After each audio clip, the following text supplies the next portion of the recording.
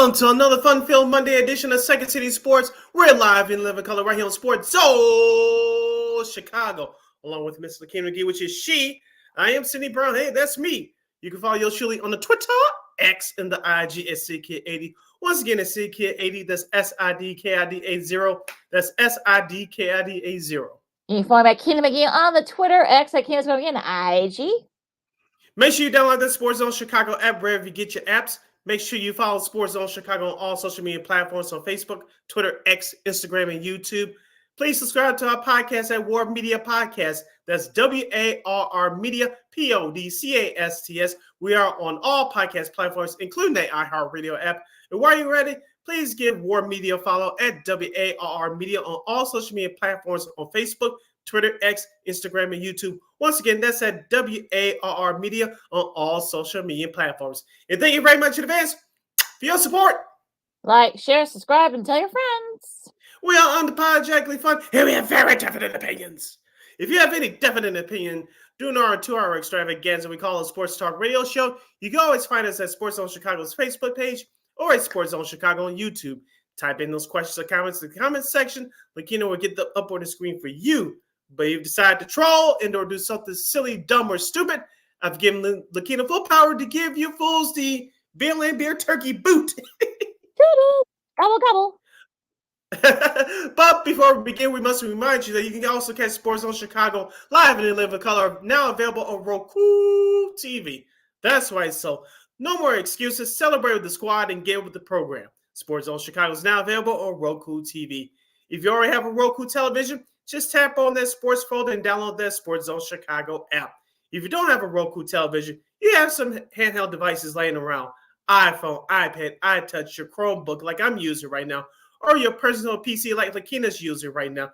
Just head up the Google Play Store and download that Roku TV app and access Sports Zone Chicago through that avenue. So no more excuses. Celebrate with the squad and get with the program. Sports Zone Chicago is now available on Roku TV. 24 hours a day, 7 days a week, 365 days a year. Live and on demand. Anytime, anywhere. And you know we will provide. And we will be providing a lot here today on Second City Sports. Of course, we'll recap the rest of the NFL Week 11 slate. Some interesting results here. We'll talk about that coming up.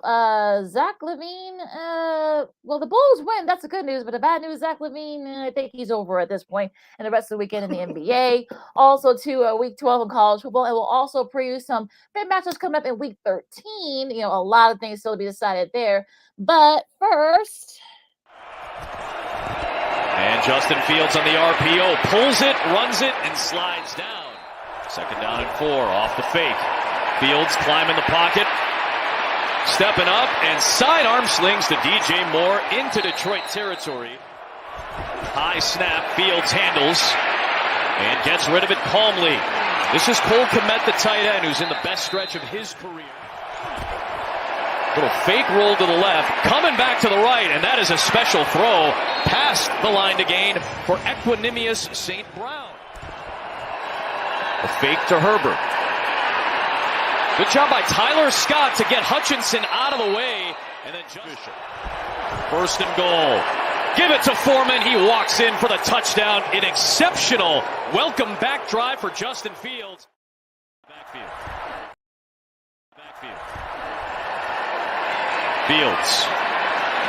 Nothing downfield. Excellent coverage so far by Detroit. Fields finally finds a wide open DJ Moore. Roshan Johnson gets the carry with a little stiff arm, and he's able to pick up a 1st down. Got past Jack Campbell with that extension. Line drive kick, so Khalif Raymond will get an opportunity here. And that's a good return. Out past the 25. No longer a good return. He loses the football. It is Bears ball, Tyreek Stevenson. White was matched up with him again. Fields climbs, Fields throws, touchdown! 1-2 punch delivers. It's Fields to Moore for the lead.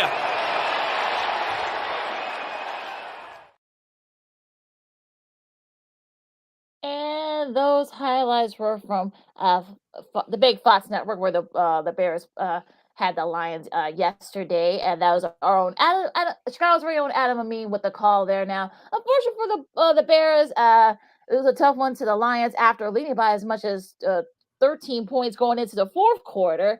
The Lions, scored 14 unanswered, and they beat the Bears 31-26. We'll get through to all the stuff that happened, prior to that. Some stats that the Bears continue to make history there. So, Sid, I'll let you have the floor first, my friend.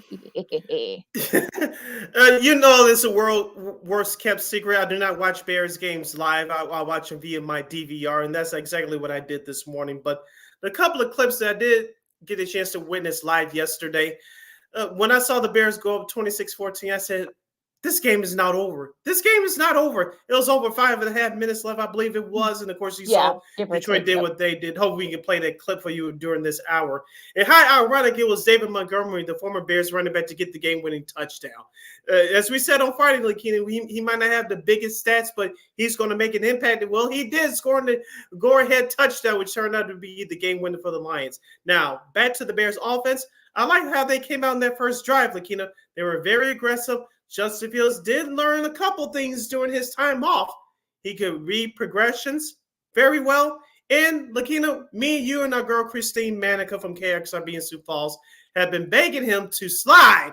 Well, he did that many times yesterday. I was so happy about that. So he did learn a couple of things. Don't get me wrong. Just like any other reasonable Bears fan, I want him to succeed because I still believe that he could be their franchise quarterback. But Justin Fields, you cannot blame him for this loss yesterday. I know Deontay Foreman, who scored the first touchdown of the game for Chicago, he checked out with an injury. But I thought that the Bears should have continued to run the ball just a little bit more, because the passing game was on point. Cole Kmet, as I said, around this time last year, we have a tight end.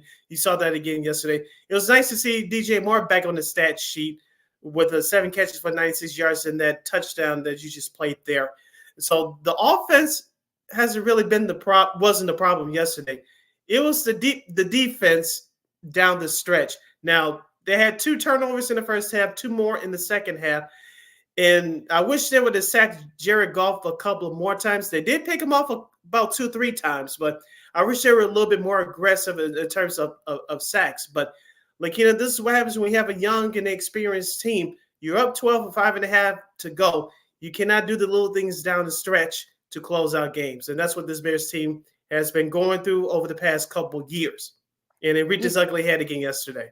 Yeah, you saw the post from our reply from our friend Vernon Fairley. He said that you should keep up with all the times that the Bears, the records of the Bears, have broken the last couple of years. And funny you should say that, Vernon, because from Doug Coletti, who's a NFL historian, stats guy, since 1932, no NFL team with a +3 turnover margin and 40 minutes time of possession had ever lost a game. Teams were 48-0 until the Bears lost yesterday. That's not an overstatement to call this a historic loss. Mm-hmm. I was with you. I was like, I kept the game in the background. I had this the Steelers Browns game. I watched a couple of other games too on the computer here, and I just started. When I saw they were up 13, I was like, okay, they're gonna lose. They're gonna lose. I knew. I was like, okay, yeah. Especially once after they got the first down, Justin did the little dance in front of the Bears bench, and I'm thinking, I don't know if people are talking about this enough, but I'm thinking that's probably when that kind of woke the Lions defense up a little bit. Because to Darnell Wright's credit, he tamed Aiden Hutchinson for most of that game until that last possession where the Bears needed that to try to win and try to advance the ball. He went through Wright. I'm talking about Hutchinson did.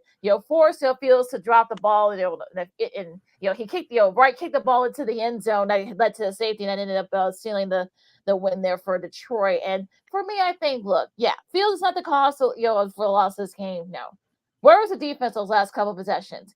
They, Golf, he was able to bounce back from those 3 interceptions. He buzzed through that. He had an offense buzzed through that Bears defense, and I can guarantee you with that go-ahead touchdown for the Lions, I know David Montgomery is probably begging Dan Campbell, please let me score the touchdown. Please let me score the touchdown. Please, please. So, and I think that's what ended up happening there. I mean, look, they saw improvement. They didn't get their butts kicked, but again, this was another game where the Bears could have won this game, and they didn't. So, look, Fields, isn't the problem, per se, but the whole team effort and the coaching, there's a lot of it going around this loss to the Lions yesterday.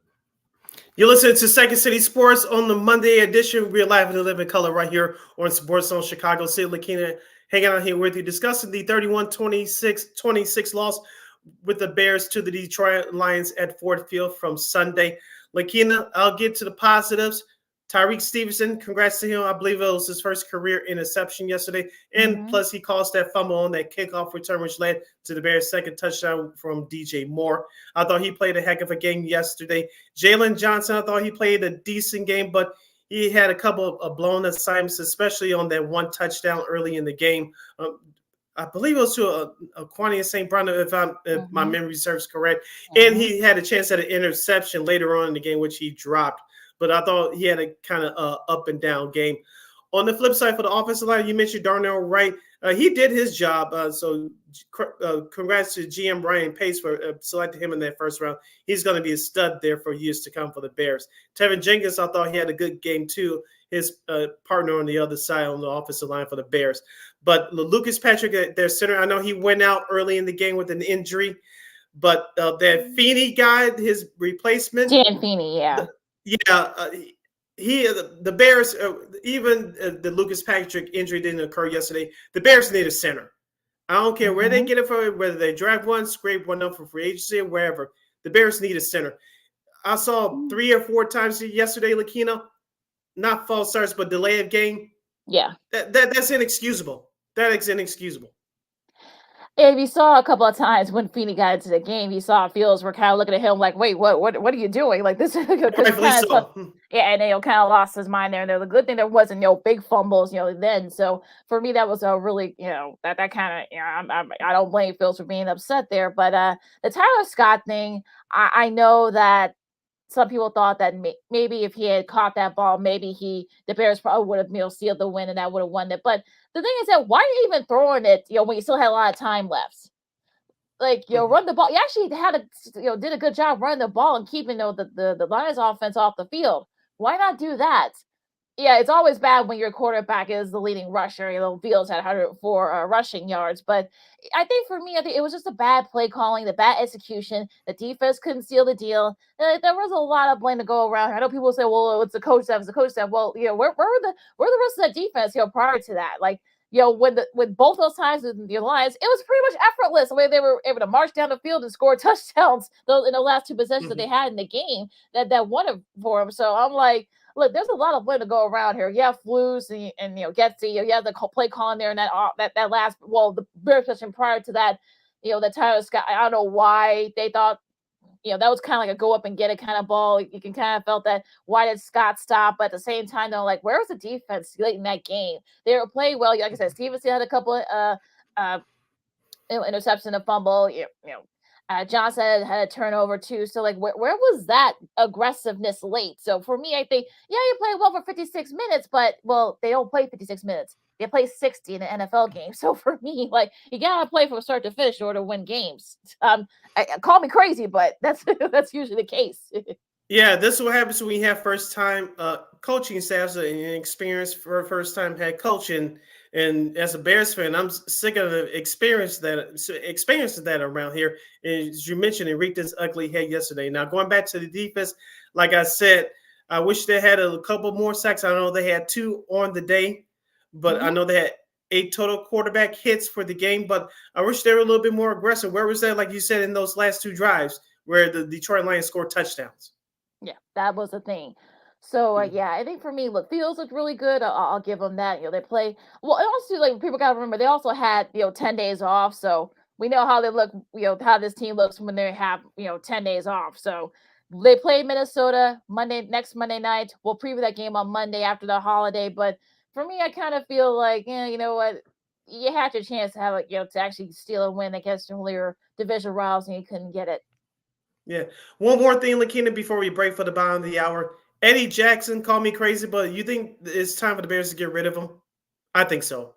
Yeah, he hasn't been able to stay healthy, and all like you said, all the other stuff's been going on too. So yeah, and he can't.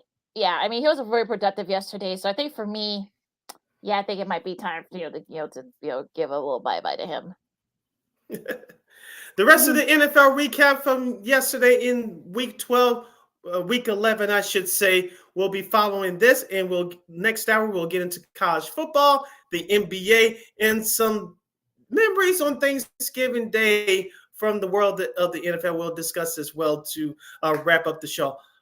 Week 11 of the NFL recap is coming up next. I'm Sid, that's Lakina. You're listening to the Monday edition of Second City Sports right here on Sports Zone Chicago. This year, my mom got me the perfect bag for back to school. These colorful binders help me stay organized. These headphones are just what I need for studying. These new sneakers are just what I need for the new year. This jacket is a real must-have. My parents got me the skateboard I wanted. It's pretty cool. These scissors really come in handy in art class. These colored pencils, too. These new socks, they can be a real lifesaver.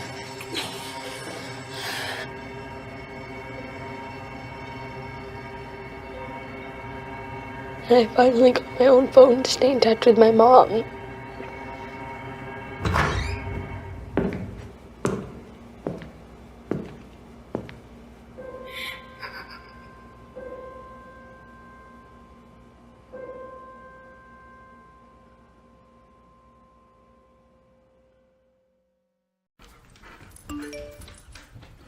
Trisha's having a sleepover tonight. Can I go? I wonder about Lucy's friends. What should I say?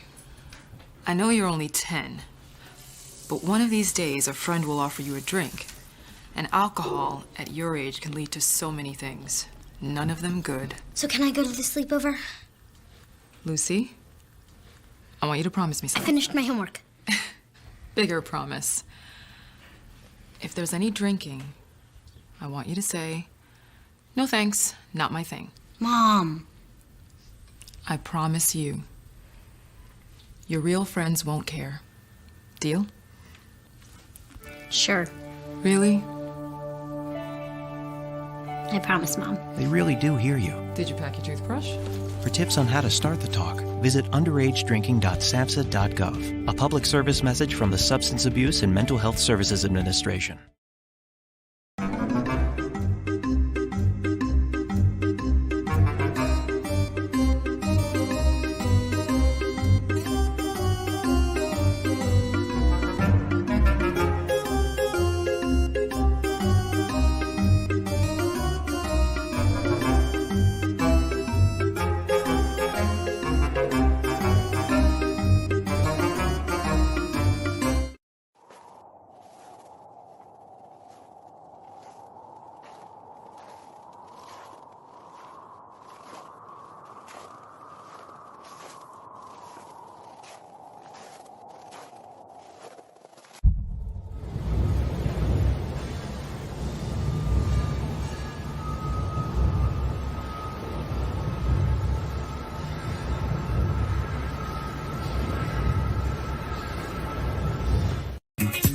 Hey, this is Dr. J, and I listen to Sean and Maya in the morning.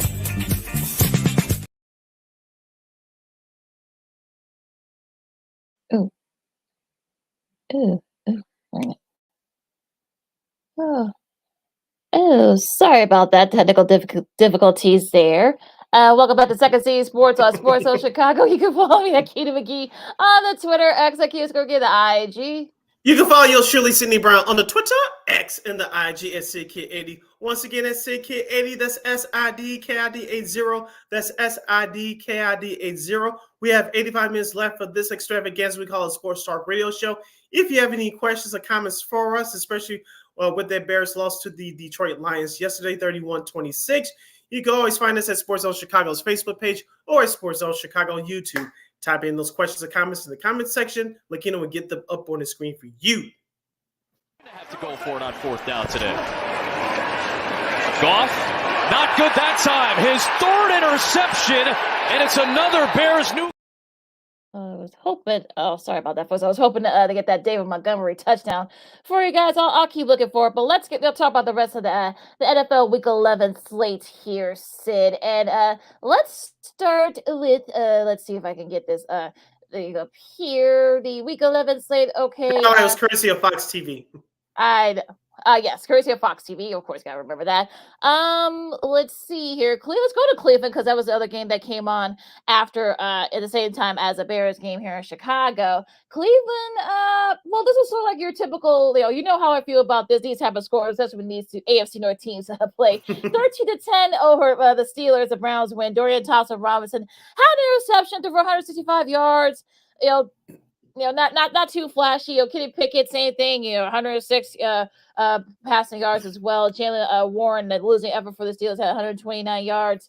Kareem Hunt, who they just picked up, had 36 rushing yards.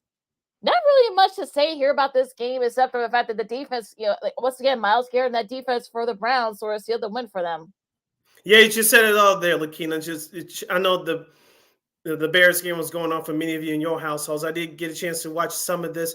And like we talked about it on Friday, even though I did pick Pittsburgh to win, they had their chances. They used the running game with more consistency in that second half to get back in the game. Of course, they scored all 10 points in the second half because nothing was going on for them offensively in that first half. But you mentioned Myles Garrett. He came up big with a sack on that last drive. Kenny Pickett did not play well for Pittsburgh. If the Steelers are going to go to the playoffs this year, I'm talking about Kenny Pickett is going to have to pick up his play. They have the running game down with Jalen Warren, who should get most of the carries, by the way. They have the running game down. You have one of the best, if not the best, defensive lineman in the league, TJ Watt. But Kenny Pickett's going to have to pick up his play. The Steelers are going to try to go to the playoffs. Right now, they're 6-4, and they're still in the playoff hunt. But if Pickett doesn't pick up his play, it's going to be a long season for him again. On the flip side for Cleveland, they're 73 on the year, rather 5-1 at home. Now, can they make a playoff run? I'm not sure, but like you mentioned, Thompson-Robinson didn't look great yesterday, but he didn't have to look great. But with these weeks going on, their schedule, I'm talking about Cleveland, is going to get harder. There's going to be more tape on Mr. Thompson-Robinson. And Cleveland, they're going to have to get creative again. Head coach Kevin Stefanski, he's going to have to get more creative with that playbook offensively because if they don't, they're going to go downhill fast as well. Yeah, they might end up, having to stay home for the playoffs. So we'll see what happens with that Brown squad. Now, another AFC team, this time in the AFC South. The Texans beat the Cardinals 21-16 in a pretty thrilling game, by the way. The Cardinals kept it close for a little bit, but the Texans were able to kind of pull it off. CJ Stroud threw for 336 yards, 2 TDs, but he did have 3 interceptions, so give the Cardinals defense credit for that. But Devin Singletary had a rushing touchdown, 112 rushing yards. James Conner had 62 rushing yards, a losing effort there for the Cardinals. Now, the Cardinals, of course, we all know that they're tanking, but give Jonathan Gannon credit. He's guys playing well for them. But in this case, Houston was able to kind of do enough to win this game and hold them off. As we talked about for a couple weeks ago, that starting quarterback Kyler Murray is going to take him some time to get his feet wet to get him back into football shape. And we saw that yesterday. And the Houston Texans defense, led by D'Amico Ryans, they're now head coach, former player back in the day. You saw them being active yesterday.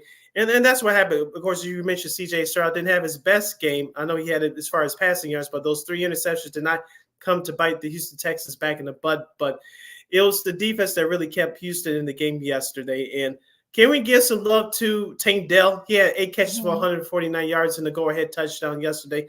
It looks like he's going to be a nice wide receiver, starting wide receiver in this game. So let's give him some credit. But Houston's now sitting pretty 6-4. They're definitely in the hunt for not just for a playoff spot, but possibly a division title, which none of us would have thought that at the beginning of the year. Give D'Amico Ryans, their new head coach, credit on that. Yeah, guess who they play this Sunday? This team, Jacksonville. Yeah, we're talking about them right now. Jacksonville, no trouble with the Titans, 34-14. Shout out to our buddy Israel Diaz, who had the call this game for CBS. Trevor Lawrence, 262 yards and threw for 2 TDs. Travis Etienne, 52 rushing yards. Tank Bigsby had a 21 rushing yards as well. The Titans, Will Levis, 158 yards and 2 TDs. So for me, I think the Jaguars, to their credit, this is actually a pretty close game for a little bit. They kind of struggled. They were only up 13. Nothing I'm talking about the Jaguars. They did pick it up though in the second half. So for me, I think this sort of kind of like leads you to to believe that maybe the Jaguars, after that tough loss against the 49ers at home last week, Calvin really had 2 touchdown catches, 103 receiving yards. But yeah, this sets up very nicely for their showdown against the Texans on Sunday. As I said last week on this show, it's going to be up to how the Jacksonville Jaguars turn it around mentally, and they had to come out to be the more aggressive team. They did that yesterday against the Titans, scoring 13 first half points. As you mentioned, they came out on fire offensively to set the tone in the second half. Trevor Lawrence, who's been mediocre all year long, he had 4 total touchdowns yesterday, 2 rushing, 2 passing. Travis Etienne, it was a very disappointing performance, but hopefully he can pick it up next week. He only had 52 yards rushing. Like you said, it was nice to see Calvin really yesterday show up on the score sheet in a positive way. 7 catches, 103 yards, and 2 big touchdowns. But on the flip side, Lakina, did you check out Anthony Simmons, who scored I believe it was the first touchdown in the fourth quarter for the Titans, their big defensive lineman. And I thought he had a pretty nice game defensively, especially early in the game when I believe it was a 3rd down play.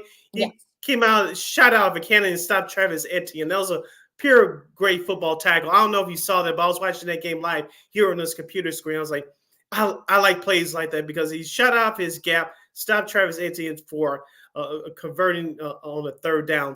But the Titans, as we mentioned, they're schizophrenic offensively. The Jaguars did what they had to do yesterday to pick up an important win in the division and to keep up with the top seeds in the AFC. Yes, yes, they did. They really needed that. So we'll see. Well, if we had time, we'll preview a little bit of that Texans Jags game coming up on Sunday. Same thing AFC. This time we go to the AFC East. We got Miami held off the Las Vegas Raiders 20-13. Tua had 225 yards and 2 TDs and interception. Aiden O'Connell 271 yards, a TD, but 3 interceptions. 2 of those interceptions were from Mr. Jalen Ramsey. You think he's starting to kind of get together a little bit after coming back from that knee injury? We saw kind of like that Jalen Ramsey of old, with the Rams. But yeah, I think those interceptions, especially I think there was one even in the end zone too, because the Raiders had their chances to tie this game up, but those interceptions by O'Connell kind of killed that momentum. Hey, let's give the Raiders defense credit here for keeping that team in the game, because we all thought that the Dolphins would explode offensively. It looked like it was going to start out that way early in the game, especially on that Tyreek Hill touchdown. But the Raiders defense actually played well after that, only limiting the Dolphins to just 6 total second half points. But the Dolphins had a couple of injuries. Devin A-Chain, as I call him. They started running back who returned from the injured list. He re-injured his knee, had to go to the locker room, didn't return. Tyreek Hill had an injury, I believe, to his hamstring. I believe he returned. He had 10 catches, 146 yards in that first quarter touchdown as his final statistics on the day. But the Dolphins, as we said all year long, Lakina, they can beat up on the mediocre teams, but against the good teams this year, 0-3, that's not going to get it done. But they got it done yesterday at home, improved their record to 7-3 overall, 5-0 at home. Yeah, that ACAN injury could come, it's something to look out for. It looks like it's week to week, so he's not going to be fully 100%. So I'm wondering, what's going to happen here? So yeah, that'll be interesting. Because like you said, Sid, I mean, the Dolphins do well against the mediocre and below teams, but we've seen that they haven't done well against the top team. So that's really going to be the thing here to look out for, especially his next few weeks, because they got a pretty tough schedule coming up. Going to the Carolinas, Dallas, no trouble with the Panthers, 33-10. Dak Prescott, 189 yards and 2 TDs. Joey Pollard had a rushing TD. CeeDee Lamb had a TD catch. So they really had to do too much to talk about the Cowboys. I mean, to the Panthers' credit, they did keep it close for a little bit, but 16 points late in the fourth quarter by the Cowboys sealed the win there. How about that Dallas Cowboys defense yesterday, Lakina? How about them for the last couple of weeks, even though it's been against trash opponents? They're second overall in pass defense. They're second overall in defensive scoring. And Deron Bland had another pick 6 yesterday. That gives them a total of 4 for the year. The Cowboys are picking at the right time, but are we going to have to put them in the same conversation as the Miami Dolphins? They have the same record as Miami at 73, even though they play in opposite conferences. But they do well against the mediocre teams and the lesser teams, but against good teams, they tend to fold as well. Yes, they do. So yeah, that's gonna be a sort of like we'll see. I mean, look, Dallas, we saw what happened against Philly. They had their chance to win against Philly a few weeks back, and they weren't able to do it. So yeah, that'll be interesting to see what happens, especially when they play some of the better teams, especially when they got coming up this week. The Packers hold off the Chargers 23-20. I saw some of this game on this computer here. Jordan Love threw for 22 yards and 2 TDs. This over Justin Herbert, 260 yards and 2 TDs there, but a lot of drops from some of his receivers. Um, you know, Herbert led the league, led the team in rushing. I know Sid hates that, but give Jordan Love credit. I mean, look, this was kind of a back and forth game, but give the Packers and the defense too. Give them credit for kind of able to hold off and sort of tame that Chargers offense. Yeah, Kenny Clark had a key deflection there on that final drive for the Los Angeles Chargers as they were trying to tie the game or perhaps win it there late in regulation. But Jordan Love looked like he's starting to gain more confidence, as you mentioned. 2 touchdowns with over 22 passing yards. Keenan Allen on the flip side for we call them the San Diego Chargers of Los Angeles on this show. He had 10 catches for 116 yards and a touchdown, but a lack of running game, Lakina. That's what I believe cost the Chargers yesterday. And their defense didn't step up when they need to. I know that Nick Bosa went out with an injury. I think he had to be carted off, which was even worse. But still, the Chargers had the chance to win that game. They didn't do it. Brandon Staley should have his pink slip and link card in his mailbox right now, but I don't think ownership is going to do that yet. You have to play this out. And the Chargers ownership are going to play this out. It's going to get real ugly real quick. And unfortunately, even though you paid Justin Herbert, you wasted his talent going into his prime years, and that's not good. Yeah, I'm gonna give Chargers a what for in my studs and duds coming up in a little bit here. Now, the last of the new games, you got the Commanders losing to the Giants 31-19. Tommy DeVito, just give him credit, 246 yards, 3 TDs. Actually, despite being sacked 9 times, mind you. That's not a typo, folks. 9 times, and I think that's got to be like a first time that, especially for a rookie quarterback, gets sacked 9 times, at least 5 times, and throw 3 touchdowns and his team wins it. There's got to be something like that. Saquon Barkley rushed for 83 yards. Sam Howell on the flip side for the Commanders, 255 yards, a TD, but also threw 3 interceptions. So, give the Giants a little bit of credit. I mean, it's despite all their injuries to that old line, they were able to, keep DeVito upright, but they were able to make the big plays. So, and they ended up winning it. Yeah, so the Giants decided to show up. Yay! Right. The Giants' defense was the main story here. I know they had to pick 6 to seal the deal late in regulation, but they had 6 turnovers yesterday. You mentioned they sacked Sam Howell a bunch of times, but on the flip side for the New York Giants, like you said, give a former Illini quarterback Tommy DeVito credit. He hung in there. He made the plays when he had to make them. And Darius Slayton was the beneficiary of that early. He had 4 catches for 82 yards and a touchdown. So the Giants' offense finally exploded, especially in that fourth quarter, putting up 17 points to come out there with a tough road victory for the Commanders, who are now 4-7. It's a very dark road they're looking down right now. And they got a game in a couple of days. They had to travel to Dallas to play the Cowboys on Thanksgiving Day. Yeah, some time to spend Thanksgiving. You got to play the Cowboys, your rival that's been playing very well lately. So, and Magic wasn't too happy about it either. You go see his tweet vote. So, yeah, tells you the whole story. Now, going to the 3:00 games, you got San Francisco, no trouble with the Bucks, 27-14. Brock Purdy threw for 333 yards and 3 TDs. Christian McCaffrey, hoping to start a new TD streak. But I mean, look, Brandon Ayuk had a TD catch, 156 receiving yards, and George Kittle had got his yards, 86, 89 yards to say in a TD. So really didn't do too much. I know they lost a couple of their guys. I think one of their top safeties he's done for the year, Tafanga. So that's a big loss for that 49ers defense. But at least for today, they did what they needed to do to beat Tampa. Yeah, Tampa hung around in there for a minute. I know Baker Mayfield was kind of spotty at times. And the lack of running game for Tampa Bay, speaking of, really cost them at the end. Their defense actually kept them in it. But as you mentioned, for the 49ers, they did what they had to do.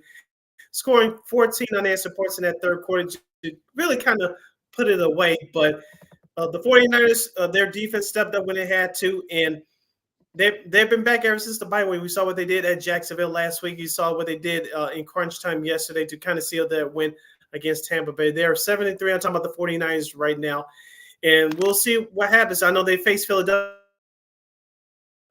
at Philly, I believe. So we'll see what happens there. But looks like the 49ers are back. They're 2-0 since their bye week a couple weeks ago.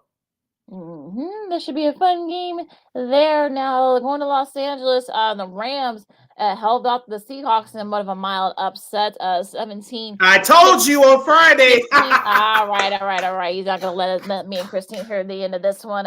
Matt Stafford threw for 190 yards and a TD and an interception.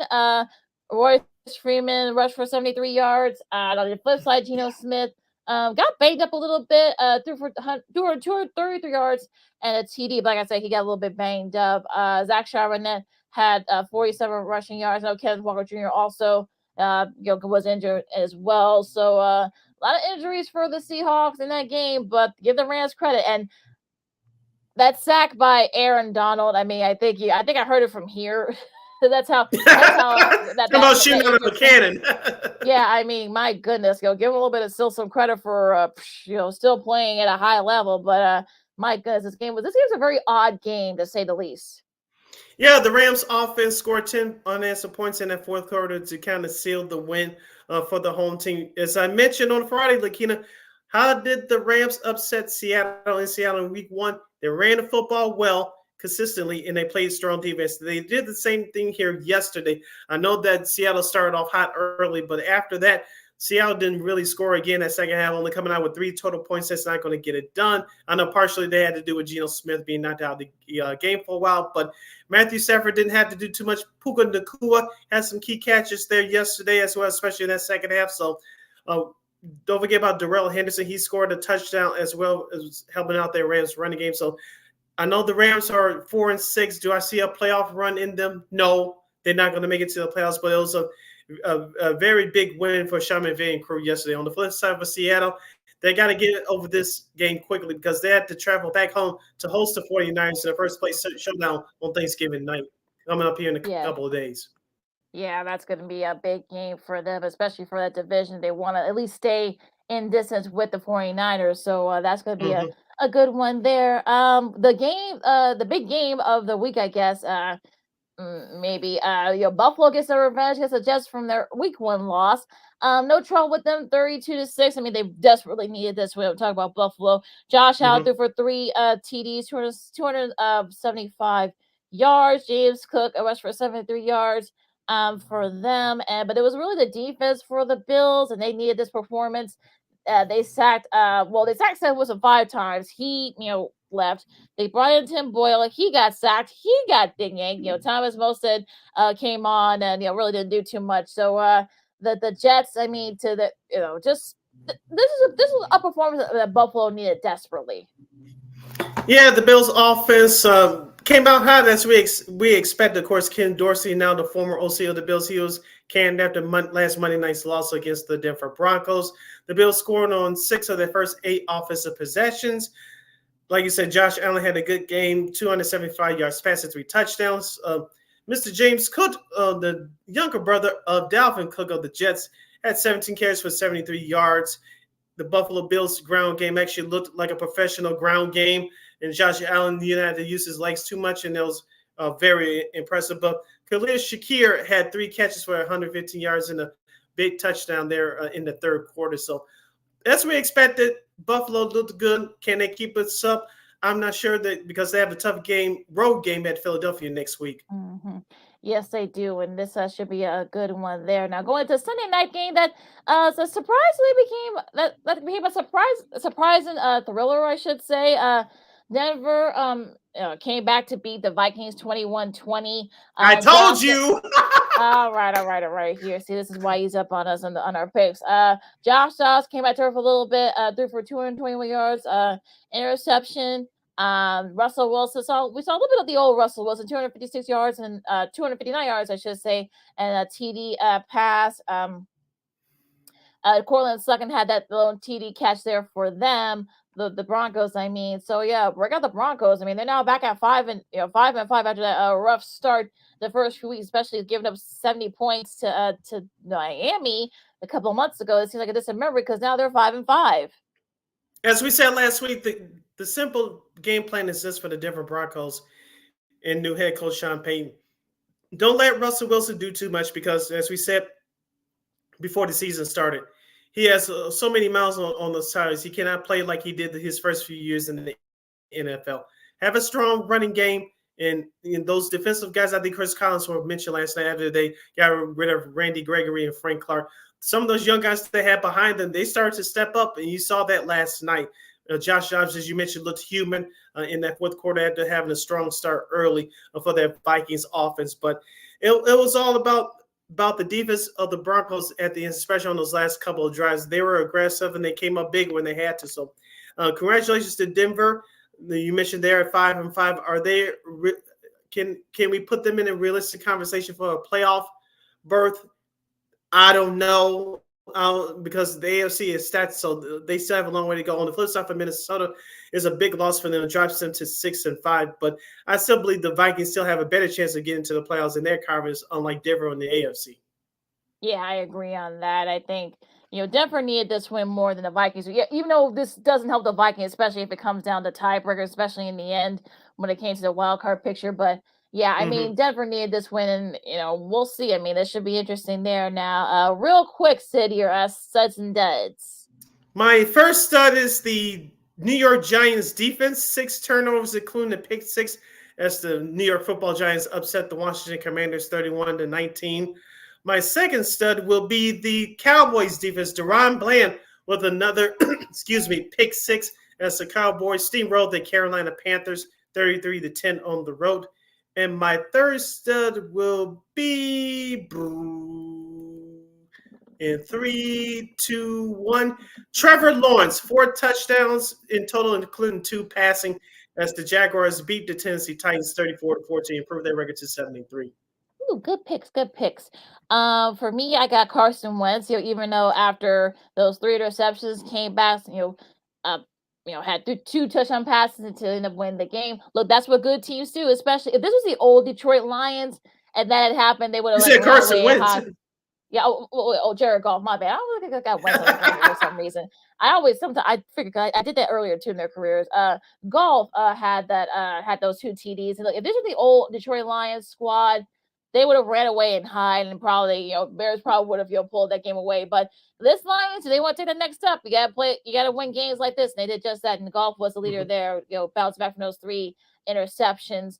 Also the Browns defense, I mean, that wasn't the best performance by the offense. And, Myles Garrett making the case for Defensive Player of the Year, had another tackle and a sack.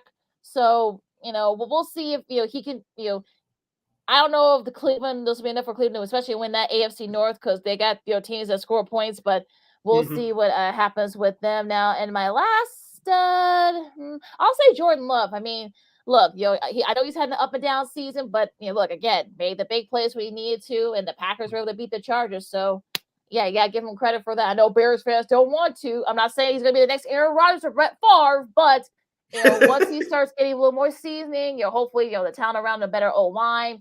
Then we can probably make him, maybe we can kind of see him go to the promised land. So those are my 3 studs. All right, my 3 duds are as follows. The New York Jets offense as a whole, 6 total points. You had to play 2 quarterbacks. Not good as they lose to Bills on the road. 32-6 to drop their record to 4-6. My second dud will be the San Diego Chargers of Los Angeles, as we call them on this show. They had a chance to win it at Green Bay yesterday. They started out on fire, but after the Bosa injury, they just fell in the tank, and now they're 4-6, and the future for their current head coach looks bleak at best. And my third dud would be the quarterback of the Pittsburgh Steelers, Kenny Pickett, did not have a great game yesterday. They had their chances, and they didn't get it done, so they fall to the Cleveland Browns 13-10 on the road. All right, my duds, and I'll make this quick. I'll say the Commanders for first. I mean, you sacked Tommy DeVito 9 times, and yet your offense couldn't get it going. like so many, things, so many drops and such. I mean, just a lot of, bad things happening. Like you sack your a quarterback, your opposing quarterback, especially a rookie 9 times, but you couldn't win it. Come on now, but I digress. I'll say my second dud, Minnesota. Just too many mistakes late in that game against the Broncos last night. I know Dobbs had his overthrows and stuff, but catch the ball and that defense for the Vikings has usually been reliable, especially in those last few weeks. They let Russell Wilson sudden get that TD catch that ended up winning the game for him. So that's my other dud. The Los Angeles Chargers. Quentin Johnston, you gotta catch that. That would have set up at the very least for them to tie the game, and they would have saved them the time. Well, they probably would have to take the time out anyway, but they would have saved a little bit of time. They would have set up field for the game the game time field goal, I should say, or else they could have had a shot. Maybe it was on the 28, so at least Herbert would have had a couple of chances to try to go for the touchdown. So, and this has been a problem for the Chargers in the recent weeks. I know they've had a lot of injuries. Mike Williams is up for the year, but there's no excuse for some of that. And that defense too, like, good Lord, like what happened? So Brandon Staley, you better, as our late friend Lamont Scott would say, you better get your picks up in your late card coming up at the end of the season.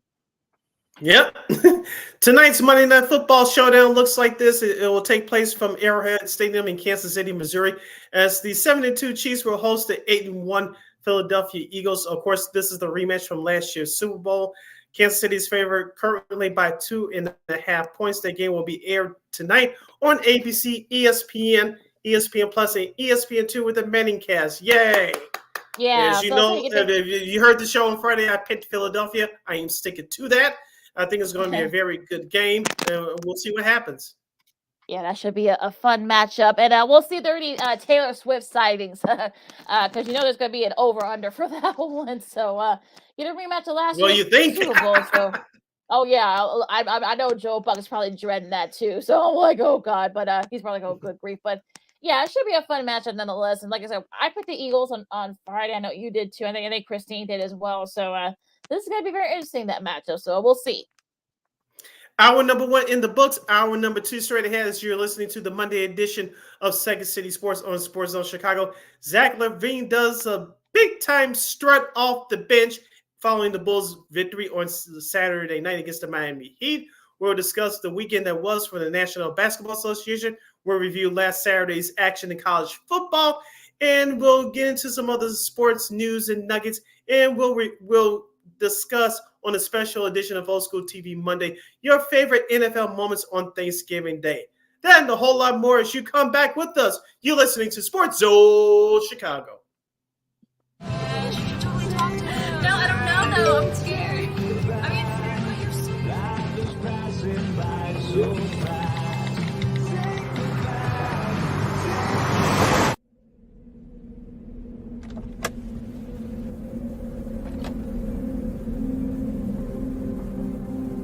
Do you know that you're in my lane?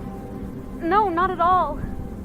Are you not paying attention? Are you texting? I was just checking in with my mom. I was telling her that I thought we'd be home by 6. It's okay. There's enough time.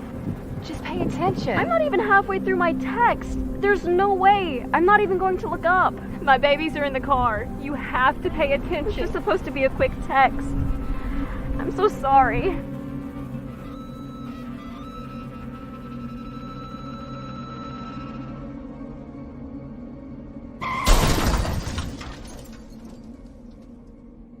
Hi, I'm Tom Brady, the director of DODEA. September is National Suicide Prevention and Awareness Month. The simple act of reaching out and caring for those in our communities is something we all can do. Just being there for someone you care about can be a tremendous first step in getting them access to confidential resources and support that they need. It only takes one person and one small act and 1 minute to make a difference. Let's make a difference.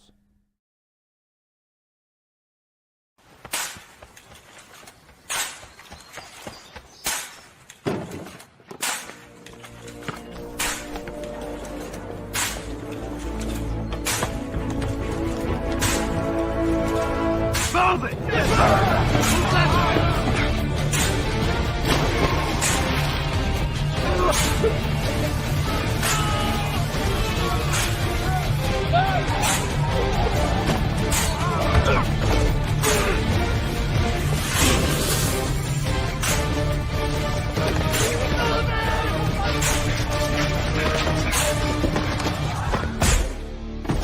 Many will hear the calling. Few will earn the title. United States Marine.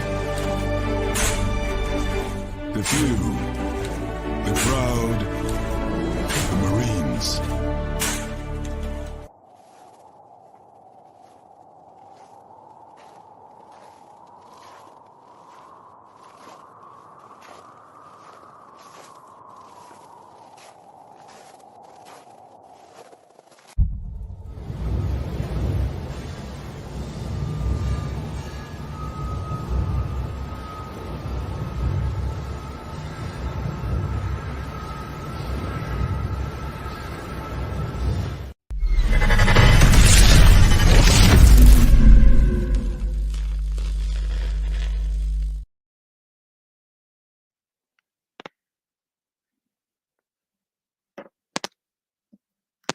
Welcome back to Second City Sports on Sports Social Chicago. You follow my King McGee on the Twitter, X, and Keys from here in the IG.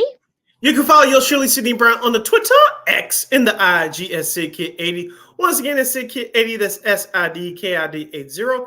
SIDKID80. If you have any questions or comments for us, we have less than an hour left of this extravaganza. We call it a Sports Talk Radio Show. If you have any questions or comments for us, you can always find us at Sports Zone Chicago's Facebook page or at Sports Zone Chicago on YouTube. Type in those questions or comments in the comment section. Lakina will get them up on the screen for you. And just a daily reminder, you can catch Sports Zone Chicago live in living color 24 hours a day, 7 days a week, 365 days a year on Roku TV. All right, so the mixed bag for the Bulls. You know, this has been a theme here, unfortunately, this year. They lose a tough one to Orlando, 103-97 on Friday. That's the second game of the in-season tournament. They now follow 0-2 there. But they did come back, on Saturday and beat the Heat. They were down, I think, 23-1 or something like that in the first quarter. I saw some of the tweets from some of our buddies over at CHGO, and I'm like, okay, I think I'll skip this one. But to their credit, they came back and won the game, and all the snarkiness of some of Bulls Twitter. But DeMar DeRozan, who wasn't there for the last couple of games, did come back this weekend. Had a solid showing on Friday, and also had a good showing here on Saturday. 23 points for him. Vooch, who played in the nearer to the point, 15 points there and 8 boards. Alex Caruso, his first game back, had 11 points. With a couple of big steals there. Kobe White had 14 points. Zach 13, and just a nice little team effort there. But it was after the game that caused a little bit of a buzz. Tell folks about it, please. After the Bulls defeated the Heat last Saturday at the UC, Zach LaVine was approached by the Bulls PR team to do an interview for perhaps TV or radio, and he shoved the young lady away. He went into the locker room. Acting like nothing happened. Of course, he was asked about it in the locker room following the game. He said that he wanted to celebrate, quote unquote, celebrate the win with his teammates. And he also said that with the Bulls PR person, he said everything's fine. He just wanted to celebrate with his guys in the locker room because the Bulls do have to play the Heat again tonight, which they do tonight at 7:00 from the United Center. But Lakina, we talked about this before. I think it was last week about some of the stuff that's happened to him ever since he signed that contract extension. Of course, around this time last year, he had that beef with Billy Donovan. Of course, the Bulls management decided to announce that Billy Donovan signed that contract extension. Of course, this was after Zach LaVine got benched. And, of course, he had that verbal exchange with his teammates, including DeMar DeRozan last year, following that ugly loss at Minnesota. It's like now, Lakina, with this incident that was caught on TV, and, of course, it was pointing out on social media over the weekend. Call me crazy, Lakina. I do like Zach LaVine personally, but if you know real talent, if you've been watching this game, I'm talking about the NBA for a long time, on a championship caliber team, he's a number 3, and which is fine for him. But he's not a face for a franchise, and we've seen that over his time here in Chicago. Call me crazy, Lakina. I think it's time for him to go. And this just latest incident signals that he wants out. If he wants out, cool. Let him walk. I mean, and I said this before. I mean, if this team was 9-5 or something like that, or 10-4 or whatever. I mean, I think if that had happened, I think no one would really care for the most part. I know some people always say, I know I saw to our buddy Tony Gill's tweet, and I'm like, look, I'm kind of like that person where, like, if Zach is still pissed about what happened last November of last year, I think that's more of a problem for him than anything else. And I think, look, for me, look, this can't be. They can't move him until February at the earliest. So it's not like they can trade him now. And we've talked about this on Friday. I mean, who would you trade him for? Like, would you give for him? I mean, a guy with with a max deal and can barely dribble, and yeah, he had up and down with shooting. So I think for me, I think, look, there's nothing they can do about it till February. Let's try to play this out and see what happens there. And if they're not near, at least within the striking distance of the play-in, then, or at least in the play-in, I think, look, do what you want. But I think for me, look, this is one of those days where you're kind of like, look, there's so many cameras around, like you don't usually see that type of stuff. So I think, for me, I think, I mean, look, if you want to act like a jerk, look, that's your prerogative. So for me, I think that I don't get triggered as easily as some people do. So I'm like, okay, look, this crap at this happens, whatevs. But for me, I think, look, I'm gonna go on the court. I mean, look, this team has gotten, been up and down all season long. They play again tonight. I talk about them, and he has Sid mentioned. I'm sure that he would love to have the revenge after what happened, especially if they lost that lead early on. But I think for me, I think this is sort of like one of those things where, like, look, this week, I don't want to say this is make or break for the Bulls, but this is going to be one of those weeks where we'll see what this team is made of, and if there is still this passion there. So we'll see what happens. Yeah. Now back to the game. The Bulls, as I said, they need to play all around a team game, especially offensively, move the ball around. They did that last Saturday, and they come back at 10 against the Heat. They had 25 assists as a team in total for the game. Of course, they had a strong performance defensively. They grabbed a total of 44 rebounds for the game. Andre Drummond was big off the bench. I know he only scored 3 points, but he had 9 huge rebounds, which went a long way. Also, too, you mentioned about Vucevic. He almost had a double-double, 15 points, 8 rebounds. And Patrick Williams, he was a no-show again, 2 points, 4 rebounds. Lakina, I don't think it's too much to ask a little bit more. I said coming into the season, he should be averaging close to a double-double. I know he's coming off the bench, but I expect more than 2 points and 4 boards. I don't think that's too much to ask for, more than that. Yeah, I think that's one of those things where you're kind of like, oh, okay, what's going on now? That's a guy that you probably say, like, I don't know if this guy talking about he wants a 200, so unless you want a $200 million deal. Well, you can't do that when you're playing with those types of stats. So yeah, that's not going to endear you to a lot of folks that say, well, you shouldn't be getting paid that much. But I digress. So yeah, I mean, look, let's see what happens tonight against Miami. Like I said, I think that he wants to get that revenge for that loss and avenge that loss. They'll get it too. I predicted them winning tonight. Yeah, I mean, it's going to be very interesting to see what happens in that game. Now, going into the rest of the games, we won't go game by game, but we'll go through the highlights. The Lakers edge out Houston 105-104. Yeah, LeBron had 37 points, so he still continued to play pretty well for the Lakers. Phoenix needed double overtime, but they beat Utah 140-137. So if you took the over, I'm sure you had a nice little win last night. 39 points for KD. So yeah, they Phoenix, especially with Beal, looks like he's going to be really evaluated for that knee injury. So he might be gone for a while. So it's going to really depend on. They really need to Book had 26 points there. So Eric Gordon had 20 points. They're going to be need more from him, especially if Beal's going to be gone for a little bit. So those guys need to step up. As the Suns, as we're recording this, are now 7-6. Yes, we talked about last week too, Lakina. The role players for the Phoenix Suns going to have to step up until they get Bradley Beal back. I did watch the highlights of that game from last night.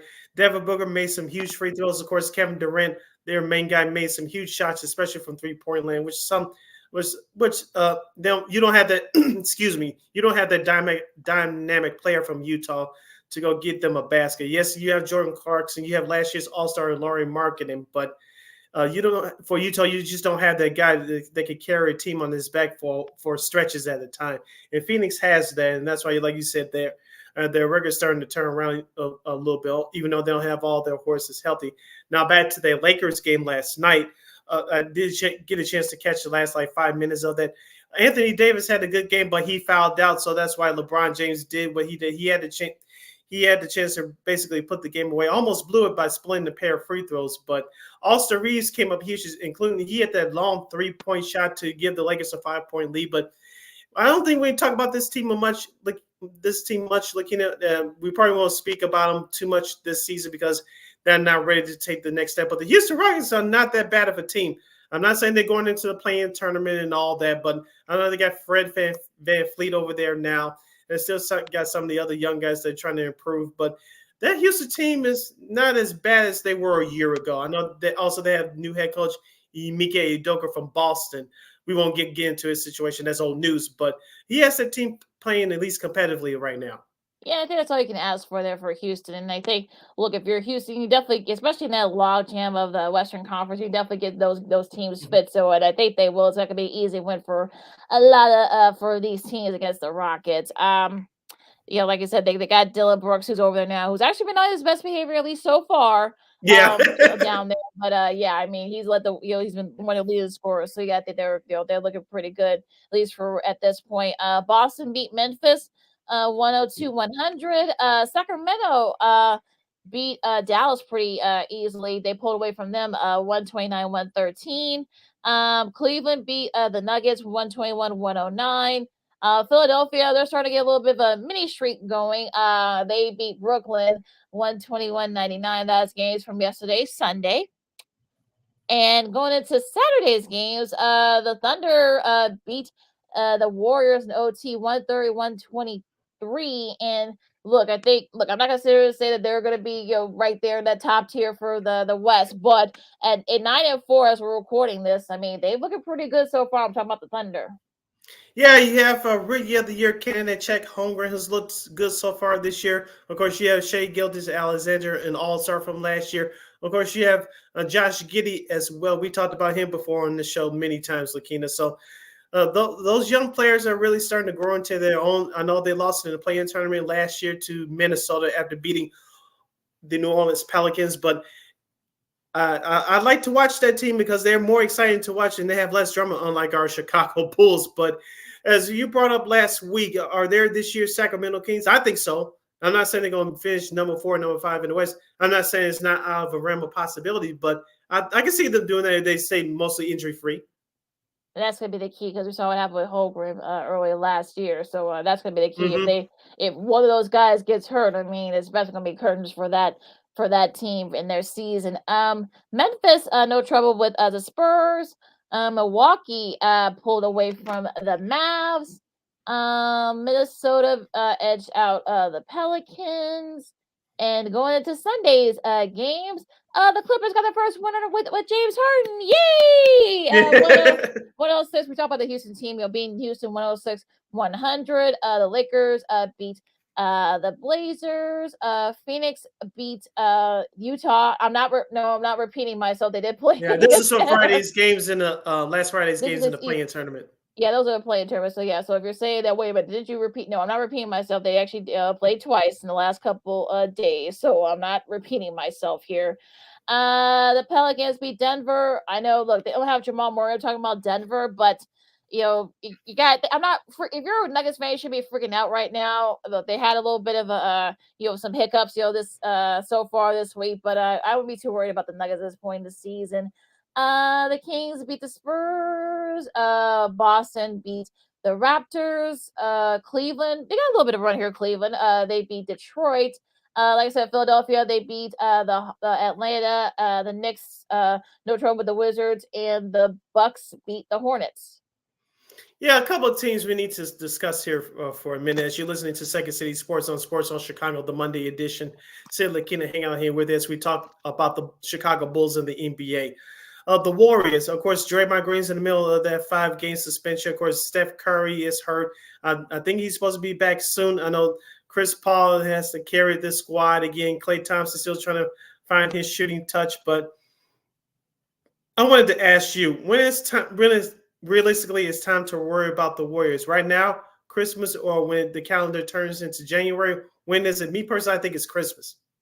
Assuming you get Steph back and Dre back. Yeah. Hopefully he doesn't do anything else more stupid. Yeah, that's the thing. If Draymond can stay on his best behavior, and of course, I know that calf injury has been bothering his stuff the last couple of weeks. That's why he hasn't played the last couple of games. But I think for me, look, I'm not gonna worry about the Warriors. Look, if they come in by like Christmas into the New Year, if they're still not where they should be, I think it could be time to panic.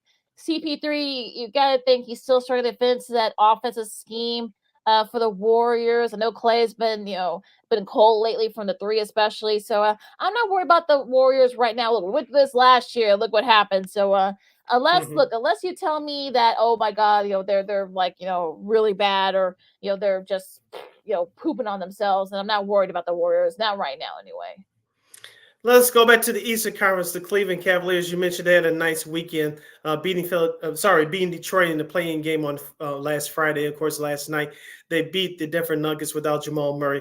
Last year, Lakina, I've been asking about these two players, Jarrett Allen, my guy who made the All-Star team, and Evan Mobley, who had a disappointing second year last year. Both those guys came up huge this weekend, especially yesterday in their win against Denver.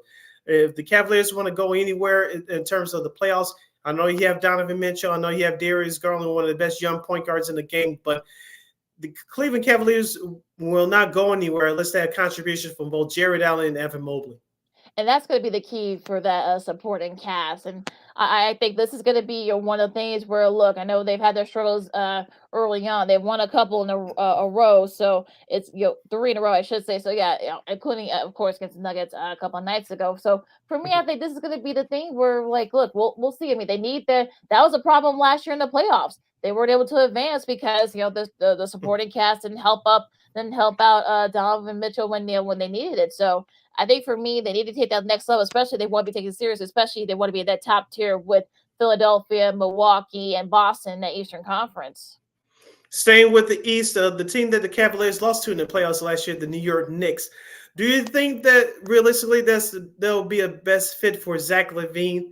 And realistically, what do you expect from this Knicks team this year? I think we can expect the same thing. Of course, they lost in the second round to the Heat last year in the playoffs, and they finished the regular season last year with 47 wins. What do you expect from this Knicks team this year? I know they're starting to pick it up here a little bit too.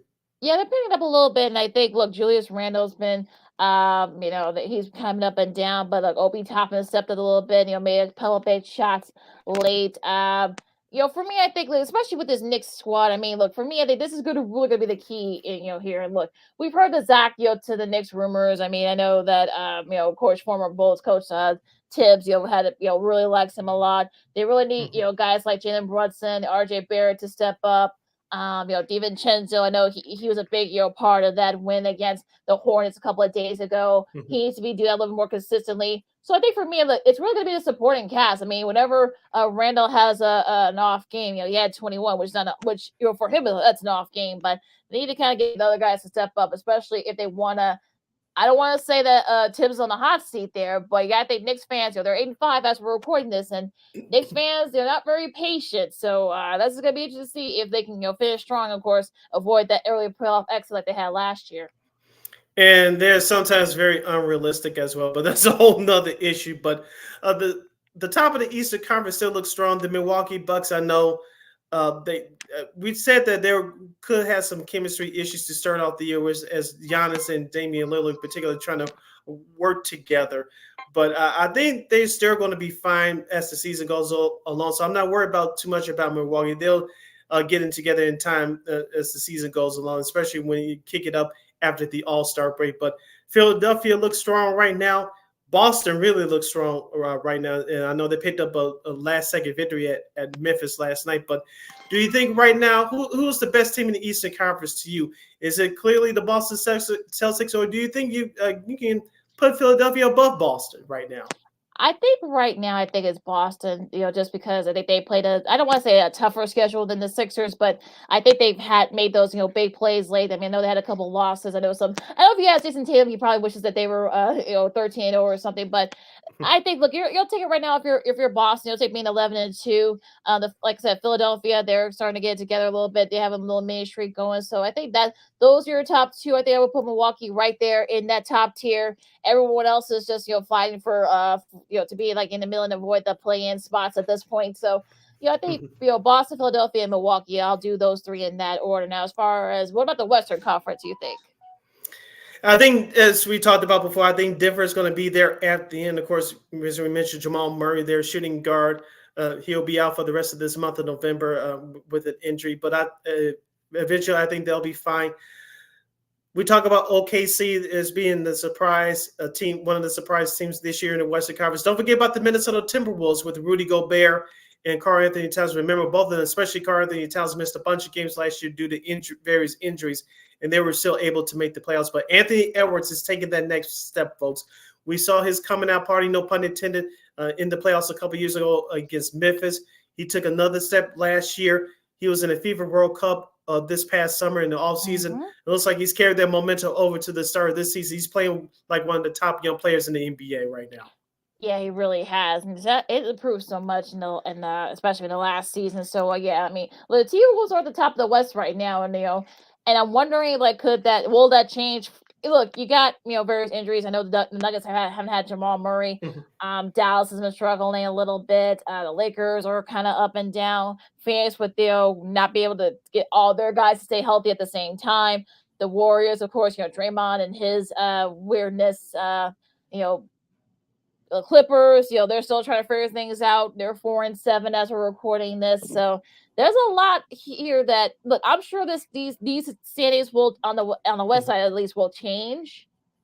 By the time we talk this Christmas. So yeah, for right now, I think the East is pretty much what we expect. The West isn't at this point. So I'm wondering, okay, will this change about a month from now? And I think if you're a fan of one of those Western Conference teams I mentioned outside of the two teams, the Thunder and the T-Wolves, you shouldn't be too worried, at least right now. If by the end of the month of next month, you're it's still pretty much status quo, I think some teams should panic. I wanted to get your thoughts about the Dallas Mavericks. Of course, they lost a big game last night against the Sacramento Kings. I'm not too worried about that. But coming into the season, people around the league, including us, including yours truly, I'll speak for myself first. How could Luka Doncic and Kyrie Irving get along? It looks like they've been playing well so far together so far this season. I know that Tim Hardaway Jr. has stepped up big in that third man role. But realistically, do you see the Mavericks get into the playoffs? Because as we talked about before the start of the season, this Western Conference is stacked. And I think for Dallas, one good hot streak, I think will kind of put them in the driver's seat to have stay out of that play-in tournament. I think that's going to be the key. I know that, for me, I think the Mavs are definitely an intriguing team. I know they've had a couple of losses lately, so I think that's good. I know that's why Mavs fans are a little bit scared here. But I think, for me, I think this is, they play the Lakers later this week, so that's going to be interesting to see what they do here. Now, I think for me, I don't know. I mean, look. I know, we know Luka's Luka, but he needs help. I know Kyrie's been kind of up and down, but they need help outside of those two. And I think that's really going to be the issue here. I know Grant Williams, who they picked up, during the offseason, he hasn't been, doing very well so far. I know Derrick Jones Jr., I should say, hasn't been, consistent. We know that because, from the Bulls, his years with the Bulls. So I think for me, I think they need, guys to step up, and that's really gonna be the problem. Maybe put Tim Hardaway Jr. in that starting lineup. Maybe that'll help a little bit. But I think Dallas for them it's really going to be not making the mistakes themselves. Like, that's going to be the key, I think, for the Mavs. They want to be near the top of that Western Conference. Of course, we'll wrap up this segment before we get into the schedule for this weekend, for this upcoming weekend. The dreaded LeBron James question. We mentioned he scored 37 points last Sunday night against the Houston Rockets before that 1-point win for the Lakers. How much longer can he continue to do this? I mean, like you said, the only reason why he had to step up last night was because, of course, AD fouled out. So I think that's been that was really the problem there. And look, I mean, I'm sure, by January he'll take a couple of games off because he'll be 39. So for me, I think if you're LeBron, you want to kind of try to, don't want to overexert yourself and, have to take a couple of games off here and there. But yeah, I mean, they may have to make a trade to kind of help LeBron and AD out. But the guys like Austin Reeves, Rory Gamira, those guys need to step up if they want to try to, help, D'Angelo Russell to try to help, because I know LeBron is going to take a couple of those games off. So that's going to be really going to be, for me, that's going to be the key here. By January, I think LeBron's going to start taking games off. So I think they need to kind of get other guys to step up, especially if LeBron does take those low management games off, I think, after the new year. All right, we'll see what happens with the Lakers with the purple and gold. Well, we will not be here on Friday because we'll be observing the Thanksgiving holiday along with the rest of you guys. Of course, the NBA is off on Thursday because of Thanksgiving, but we'll give you the schedule for the remainder of this week as far as the playing tournament games and whatnot. Tonight, Monday, of course, the Bulls and the Heat will continue their rematch tonight at the United Center at 7 o'clock. Of course, you have Boston at Charlotte. You have Denver at Detroit as the Nuggets continue their East Coast trip. You have Milwaukee at Washington, our nation's capital. The New York Knicks will take on the Minnesota Timberwolves. There should be an interesting matchup there. Sacramento at New Orleans. You have the Clippers and the Spurs. And then you have the Rockets and the Warriors wrapping up the Monday night schedule for tonight. Tuesday, you got Toronto and Orlando. Indiana and Atlanta. The first game of the TNT Tuesday night doubleheader should be a good one. You got Cleveland and Philadelphia. Nice little early season matchup there. That should be fun. Portland and Phoenix. Also, these are the in season games. So there's a little note there. Also, the second game that TNT doubleheader for Tuesday, you got the Jazz and the Lakers. Busy schedule for this Wednesday coming up the day before Thanksgiving. Looks like this. The Chicago Bulls will visit the Oklahoma City Thunder. Washington's at Charlotte. Denver will continue the East Coast trip. This time they'll visit the state of Florida instead of taking on Orlando. You have the Nets and the Hawks, the Brooklyn Nets at Atlanta. The first game of that Wednesday night ESPN doubleheader will feature the Milwaukee Bucks and the Boston Celtics live from Bingtown. That should be a very good matchup. Hopefully all the stars will play in that game, especially from Milwaukee. Also, the weapon of the Wednesday night schedule, we'll have Miami at Cleveland, Toronto at Indiana, Memphis at Houston, Philadelphia at Minnesota, Sacramento at New Orleans. The Clippers and the Spurs finish out their 2-game stretch. Utah at Portland, and the Mavericks and the Lakers. In the second half of the ESPN Wednesday night doubleheader will feature the Golden State Warriors at the Phoenix Suns. Yeah, that should be interesting. Early one there. We'll see. I don't know if Steph's gonna be able to play that game. We know Beal's gonna be out, so both teams might be a little short-handed, but it'll still should be a good one nonetheless. So that's your schedule for this week in the NBA. All right. You listen to Second City Sports, the Monday edition. We're live in living color right here on Sports Zone Chicago.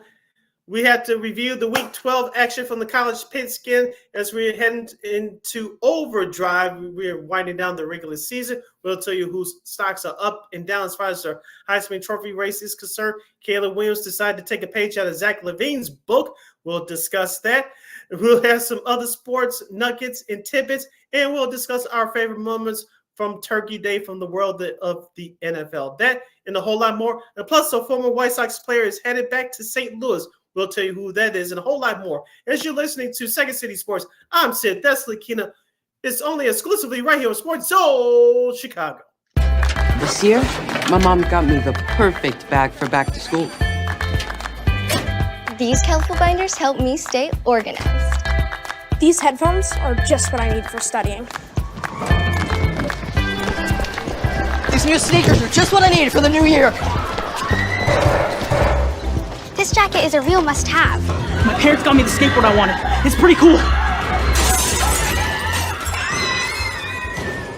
These scissors really come in handy in art class. These colored pencils, too. These new socks, they can be a real lifesaver.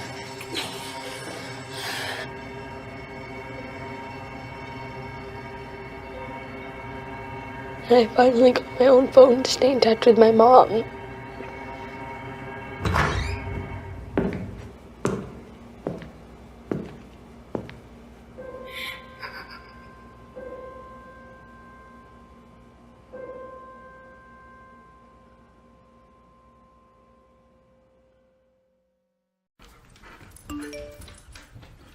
Trisha's having a sleepover tonight. Can I go?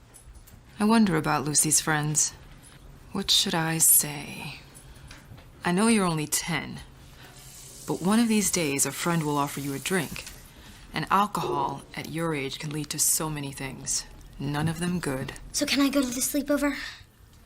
Lucy, I want you to promise me I something. finished my homework. Bigger promise. If there's any drinking, I want you to say, "No thanks, not my thing." Mom. I promise you. Your real friends won't care. Deal? Sure. Really?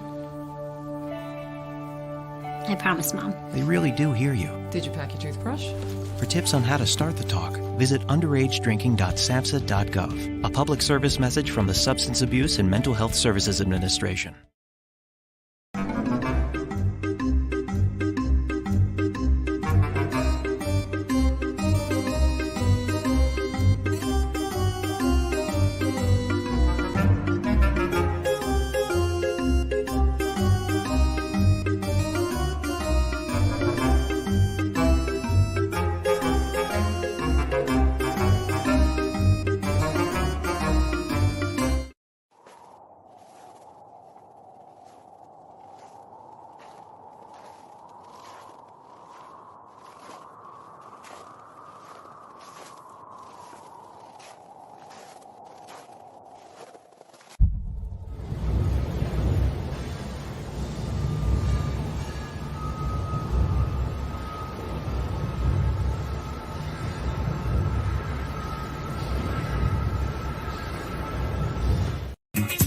Hey, this is Dr. J, and I listen to Sean and Maya in the morning.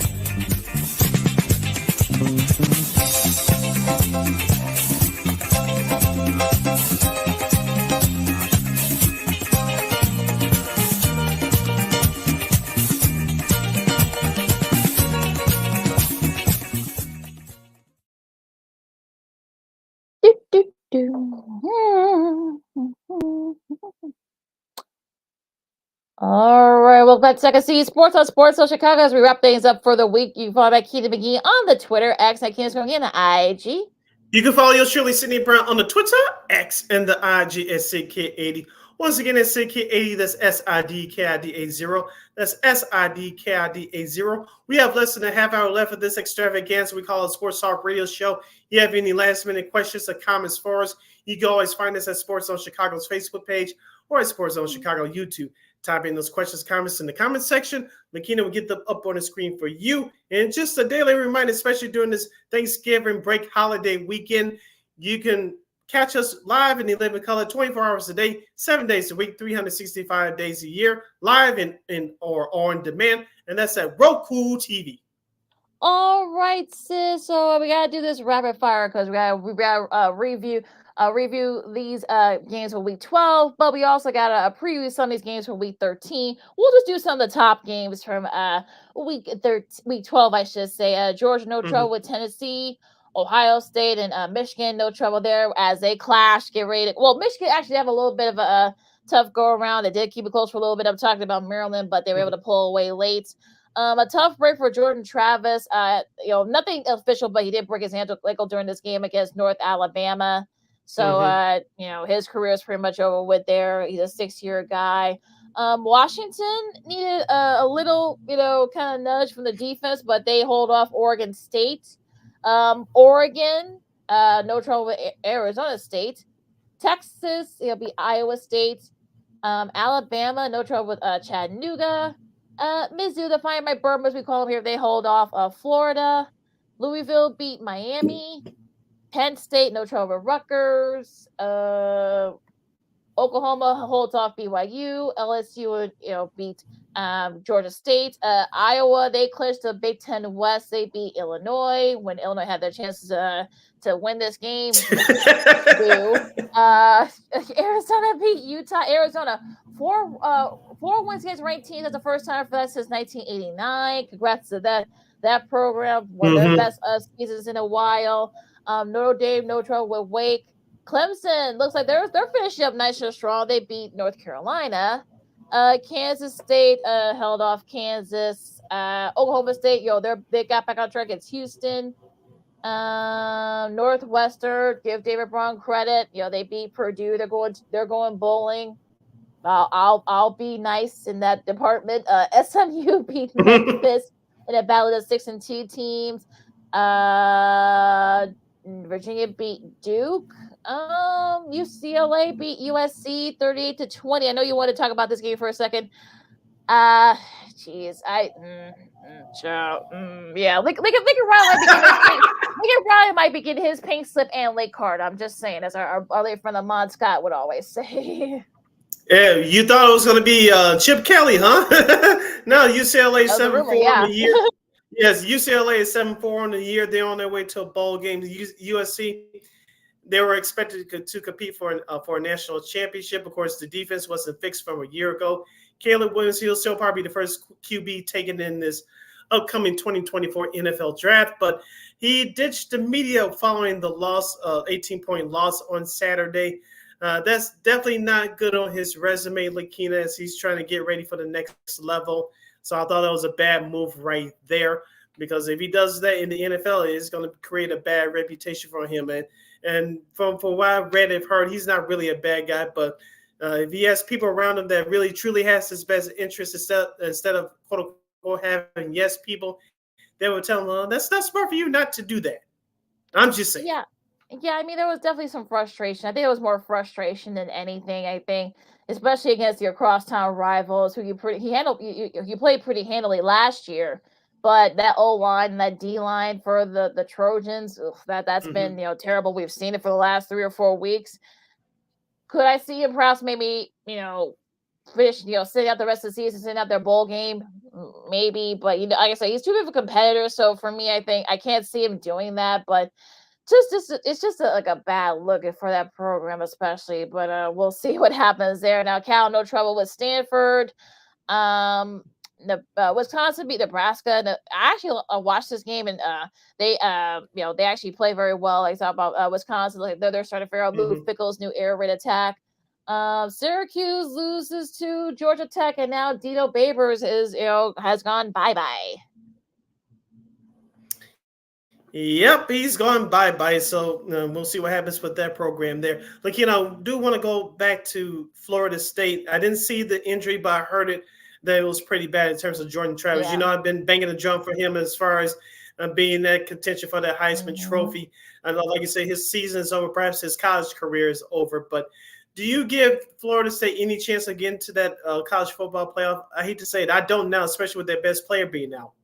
Well, I'm gonna take it. Well, I don't. And Heather Dennis, to her credit, ESPN, she said this. And remember when Cardale Jones had to come in and basically lead Ohio State? They ended up winning the national championship. So I think, look, it can't happen. I mean, I feel like, look, I don't know if Florida State can do it. They're going to do it game by game. We'll see what happens this week in the ACC championship against.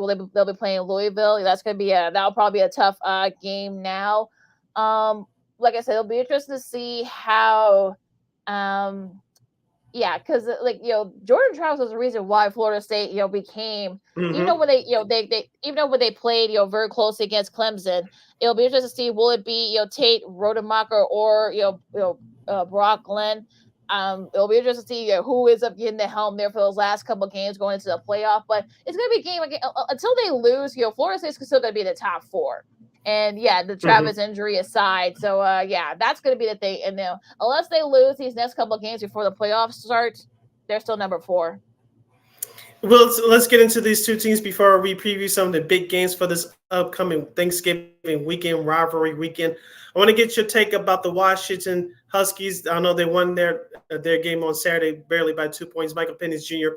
Didn't have the greatest game, but he came up big.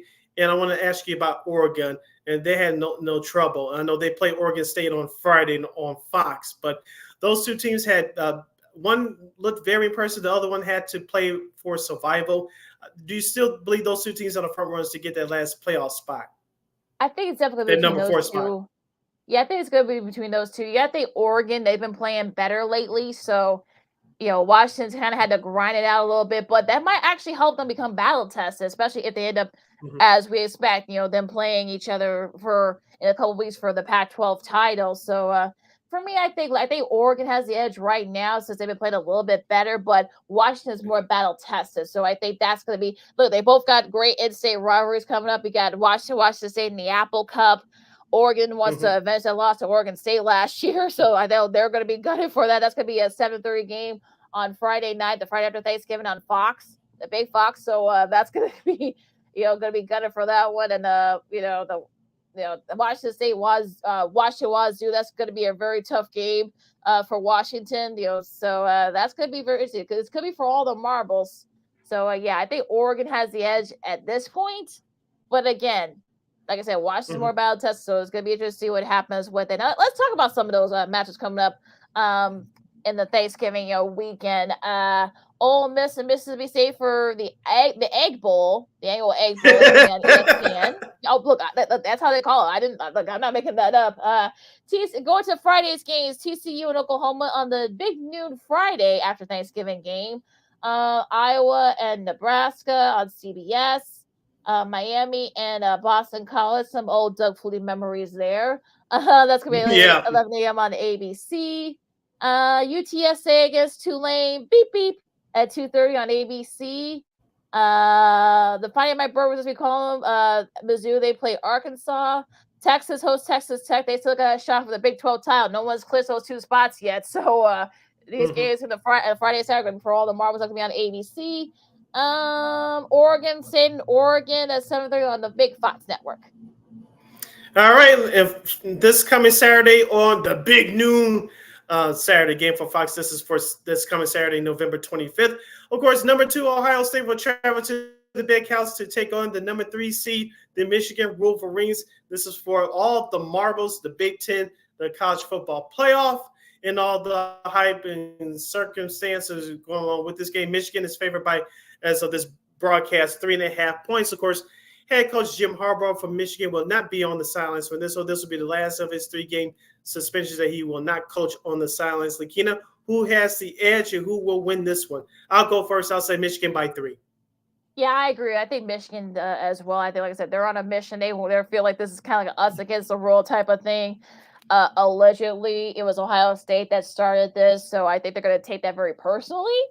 So if Michigan does beat Ohio State again, that would be 3 wins in a row against Ohio State. Mm-hmm. You can't blame the sign stealing, if you will, for that. So I don't know what Ryan Day is going to use. So, and look, we know Ohio State. They both of them have not really been battle tested. So this is going to be like a slug it out win, as it usually is when these two teams play each other. So I expect huge ratings for this game, and it should be a fun one as usual in the Big House. Shout out Gus Johnson. But I think it's going to come down to Kyle McCord and how he plays. He's the star quarterback for the Ohio State Buckeyes because Michigan has one of the best front fours in the country. And Marvin Harrison Jr., he's expected to step up big. It's going to depend on how Kyle McCord plays. If he plays well, talking about McCord, Marvin Harrison Jr. is going to have a big day.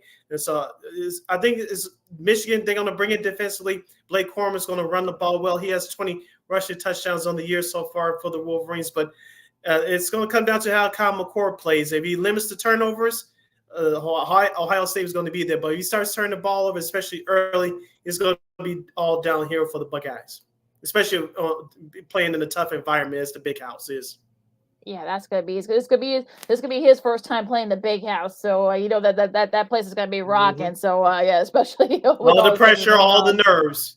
Oh yeah, so we'll see how he handles that. That's gonna be the thing. The old instant rivalry, Kentucky and Louisville. No, this is not basketball season, folks. I'm not talking about basketball here. That's gonna be 11 a.m. on Saturday on ABC. Let's see here. Colorado. They go on the road to face Utah on the Pac-12 network. Do you think they can win this game in order to at least be bowl eligible?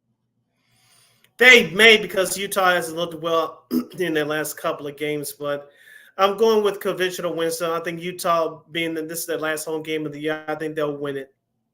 I hope I'm wrong, but I think they'll win a close one. the Iron Bowl, the annual Iron Bowl. This time is at Jordan-Hare in Auburn as Alabama faces Auburn after losing to New Mexico State last week at home. So it'll be interesting what happens with that. Now, it'll be 10 years since the kick six against, it'll be 10 years. I think on Friday, it'll be 10 years to the day when this happens. So we'll still have that magic. I remember that, yeah. Yeah. I wish we had a clip of that, but you can check it on YouTube. I'm sure it's everywhere. I'm sure there'll be people going to be playing that a lot, especially that part of the country. Do you think Auburn has a shot? They have a slight chance to keep it close. Do they have a slight chance to keep it close? Yes. Can they pull off the upset? No. Yep. Should be interesting there. Arizona. Alabama's favored by 15. Oh, yeah, they might need to take the over on that one. Arizona State, that's at 2:30 on ESPN. Vanderbilt and Tennessee on SEC Network. BYU and Oklahoma State. Oklahoma State needs to win this and hope get a lot of help to get a spot in the Big 12 title game. That's going to be on the ABC. The Atlanta Lincoln Bowl here. You got Northwestern and Illinois on the Big 10 Network. Do you think Illinois could derail Northwestern and get to 7 when they get to 7 wins?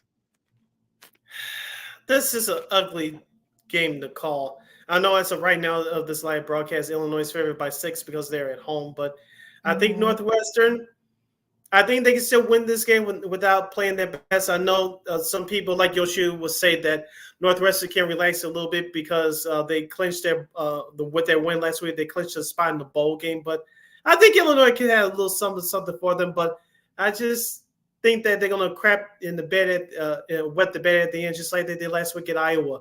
So I hate to say it, I think Northwestern is going to win this game. Yeah, it's going to be ugly close. Yeah, it might be one of those 9-6 games with the old Big Ten games from back in the day. Wisconsin, Minnesota is going to be on FS1. Also on BTN, you got Maryland and Rutgers battle the 6 and 5s. The Commonwealth battle here, you got Vodtech and Virginia. That's going to be on the ACC network.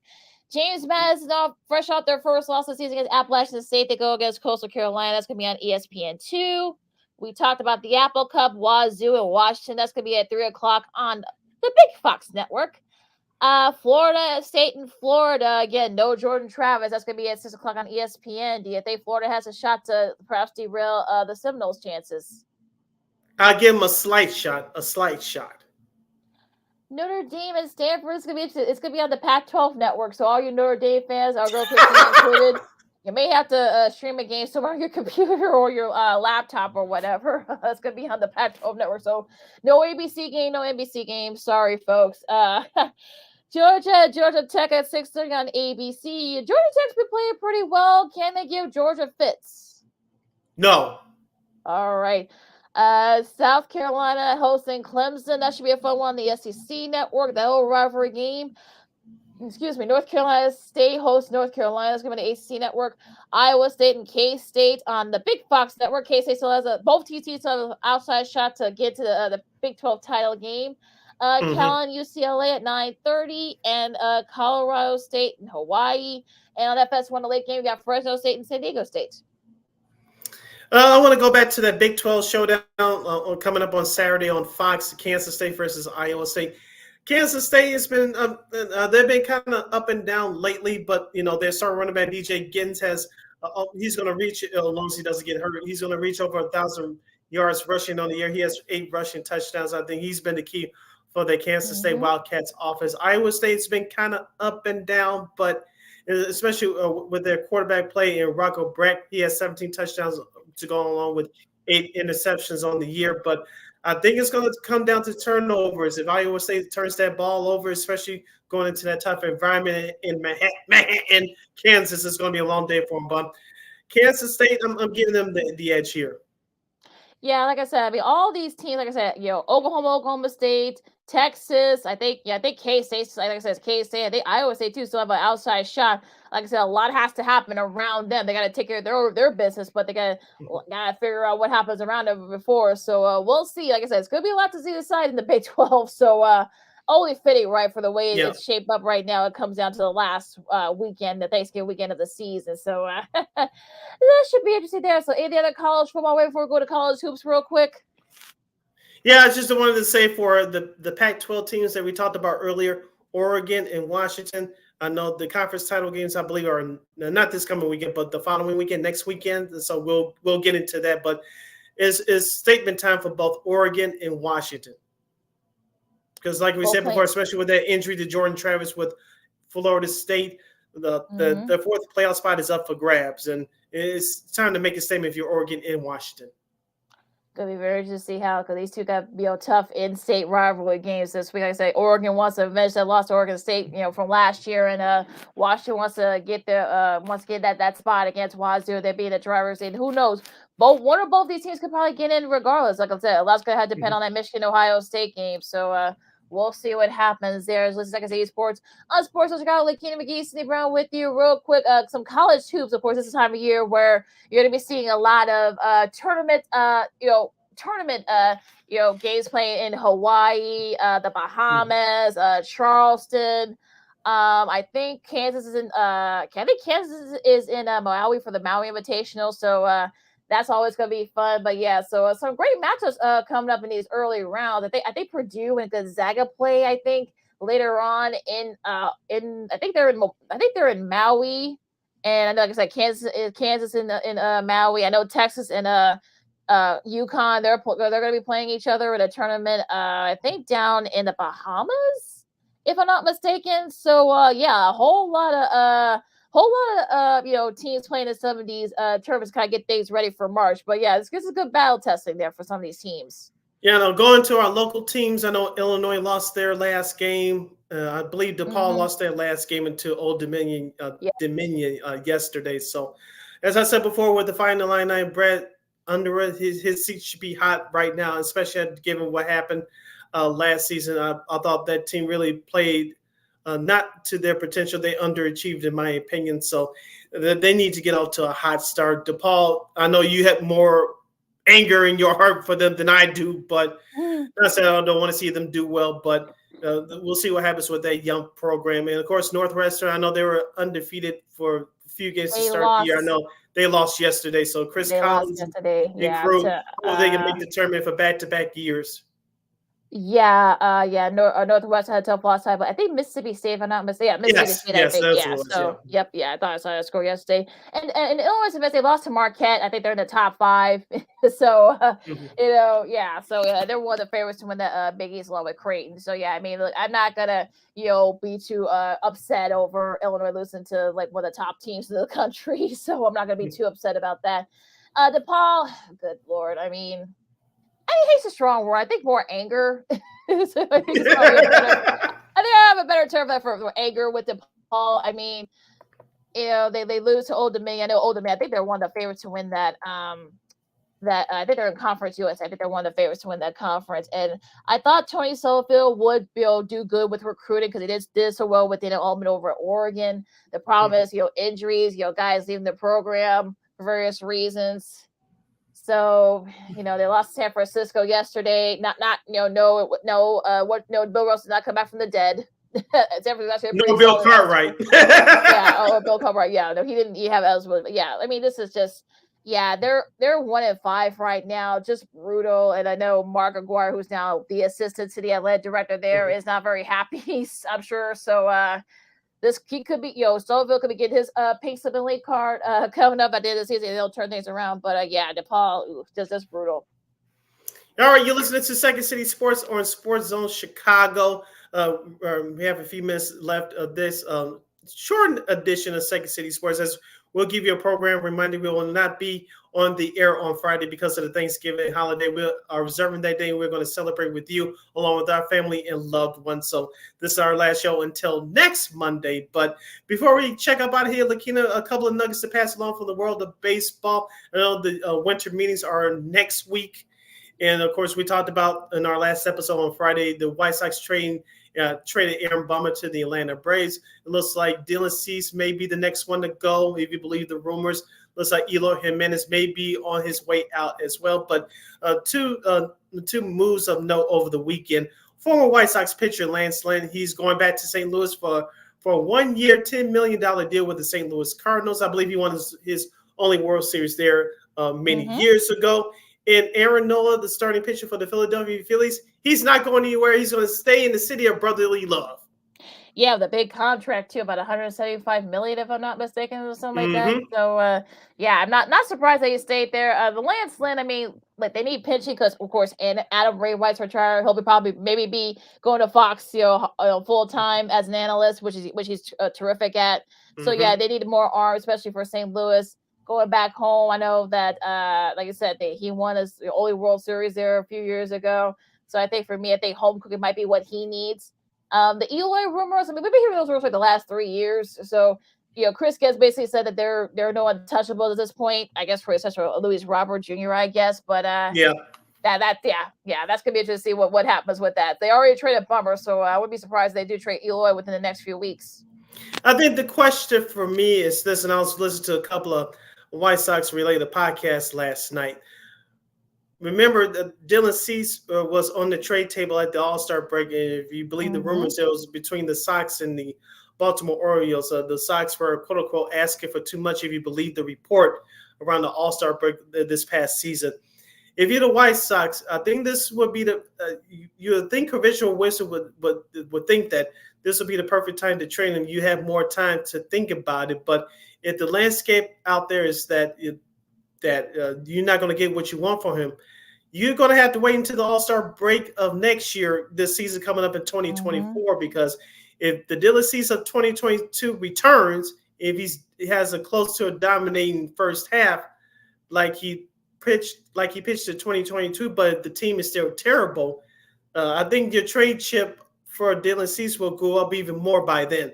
Right? Let's see what you can get right now, but I think you'll have a better time dealing him if he has that 2022 return and the White Sox are playing terrible. I think that's going to be the issue for the thing here. Like if you trade him now when he didn't have his best stuff, will you Not get get much for him now?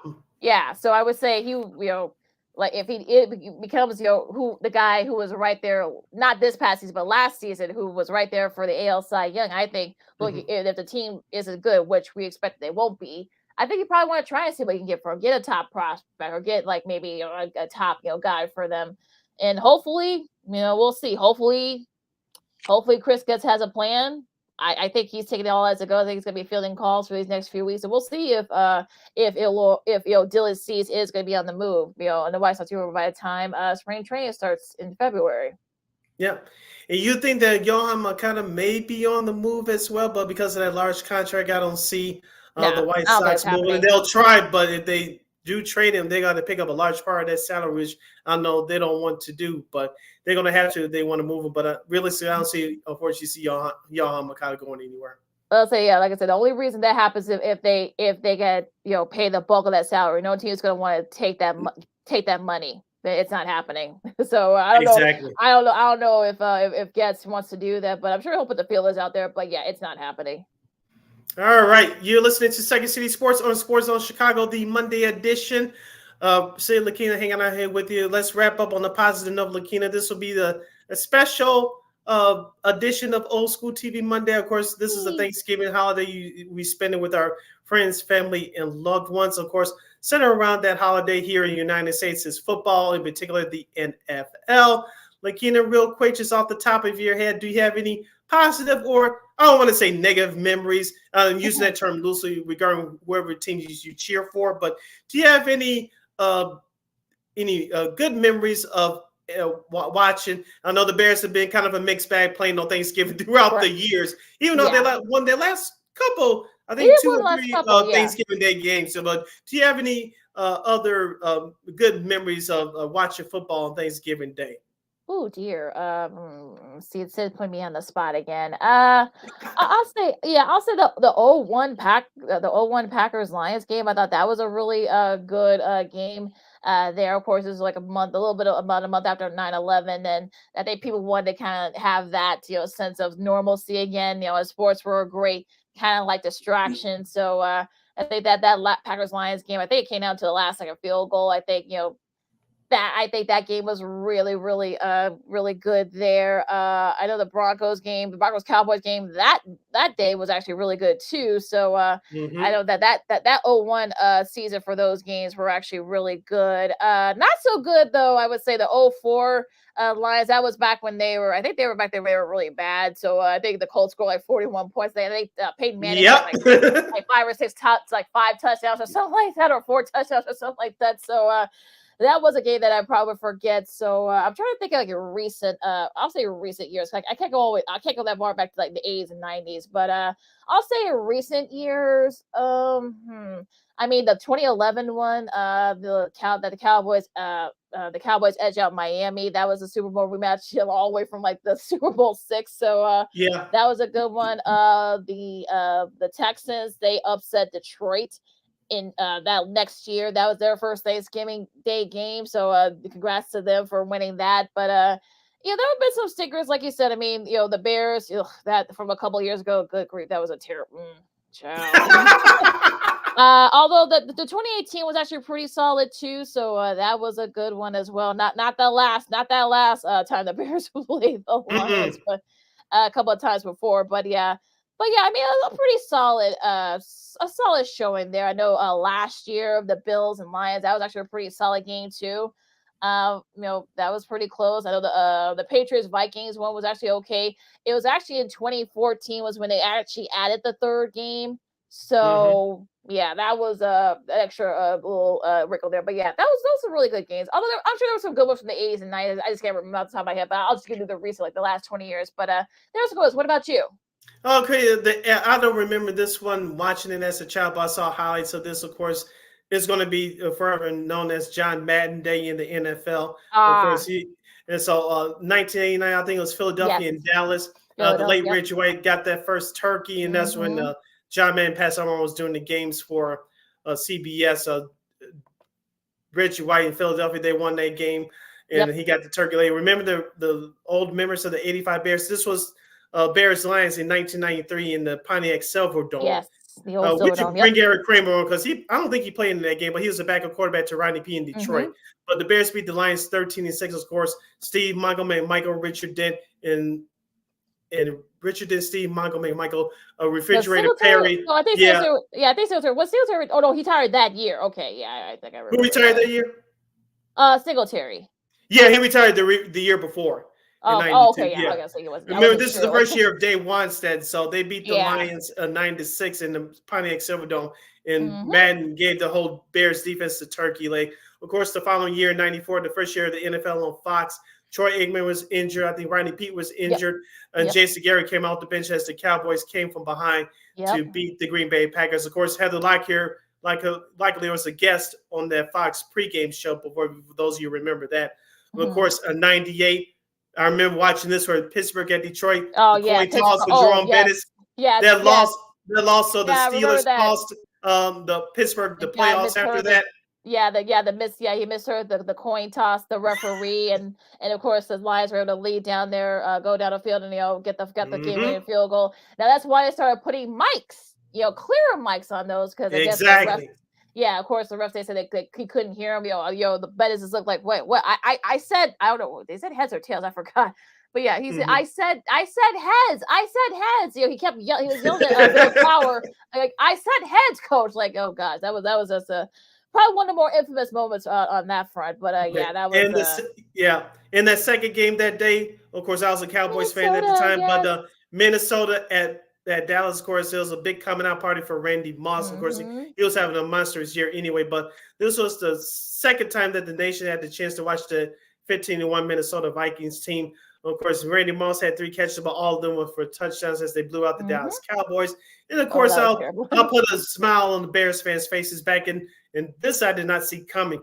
This was the last year in Jay Cutler's Bears career. 2015 in November, Thanksgiving night, they upset the Packers. And he was giving that big old turkey. They got that big turkey game. Yep, I think that was the night game after the Lions just hammered Philadelphia and the Panthers hammered Dallas. So that was probably the best game of those 3. So it was. They retired Brett Favre's number that night as well. Yes, they did. So they spoiled that little moment there. I'm sure a lot of Bears fans are happy about that. They spoiled that little party there in Lambeau. But there were some good ones over the years. I mean, like I said, there was some. Like I said, there was some. There were some stickers. I remember there was. I think the Lions scored 55 points one year in a game. That was a terrible one. The most recent ones, like I said, I mean, the Bears a couple years ago, they beat the Lions 23-16 one year. The Cowboys beat Washington. 2019, I mean, the Bills just, they pulled away from Dallas. That was kind of an upset there that year. I think that was was that Josh Allen's first year? If I'm not, no, that probably wasn't it, but at the time. But, Houston, was their second time playing. That was during the COVID year. They beat Detroit, and Washington, they beat Dallas. Of course, the Bears did beat in 2021. They did beat the Lions again, 16-14 that year. We'll see what this slate of games. It should be good ones. You got the Packers and the Lions. That's the first game. That'll be on Fox. Washington and Dallas. That'll be the CBS game. And like we talked about it earlier, a good one here in the NFC West. You got the 49ers and the Seahawks. That should be a fun one on the nightcap on Thursday. Yep, so that's your Thanksgiving schedule for the NFL for this upcoming week, and those are your memories that we like to share with you regarding the NFL on Turkey Day. Meaning those games can be found in its entirety right here on YouTube. All right, Lakina, close us out. You can follow Lakina McGee on the Twitter, X, and Lakina's coming in the IG. You can follow your Shirley Sydney Brown on the Twitter, X, and the IG at SidKid80. Once again, it's SidKid80, SIDKID80. That's SIDKID80. Make sure you download that Sports Zone Chicago app wherever you get your apps. Be sure to follow Sports Zone Chicago on all social media platforms: Facebook, Twitter, X, Instagram, and YouTube. Please subscribe to our podcast at Warp Media Podcast. That's WARR Media, PODCASTS. We are on all podcast platforms, including the iHeartRadio app. And while you're at it, give Warp Media a follow at WARR Media on all social media platforms: Facebook, Twitter, X, Instagram, and YouTube. And thank you very much in advance for your support. Like, share, subscribe, and tell your friends. Be sure to catch Second City Sports every Monday, every Friday from noon to 2 p.m. Central Standard Time, exclusively on Sports Zone Chicago. One more again, as the kids would say. Catch Second City Sports every Monday, every Friday from noon to 2 p.m. Central Standard Time, exclusively on Sports Zone Chicago. But not this Friday, because we are taking the Thanksgiving Day holiday to observe it with you, along with our friends and family. Yeah, we will have our picks. Our girl Christine Mega posted, on Friday, so don't worry about that. Follow us on social media for those. Yeah, also too, also all the stats and stuff that. So we'll have our picks there, right there for you. And the good news is the Bears don't play till Monday against Minnesota, so we don't have to worry about that. We'll have plenty of time to preview that on Monday. But so also catch Sports Zone Chicago anytime, anywhere on Roku TV. So take a time off the holiday to catch up with us and all the other shows on Sports Zone Chicago. All right. So for Lakina, and for Christine, I'm Sid. You've been listening to Second City Sports on Sports Zone Chicago. Be safe in traveling. Be healthy. Be well. And happy Thanksgiving from all of us to all of you, from us here at Second City Sports and from our Sports Zone Chicago family. Don't overindulge. Gobble, gobble. Holla. I thought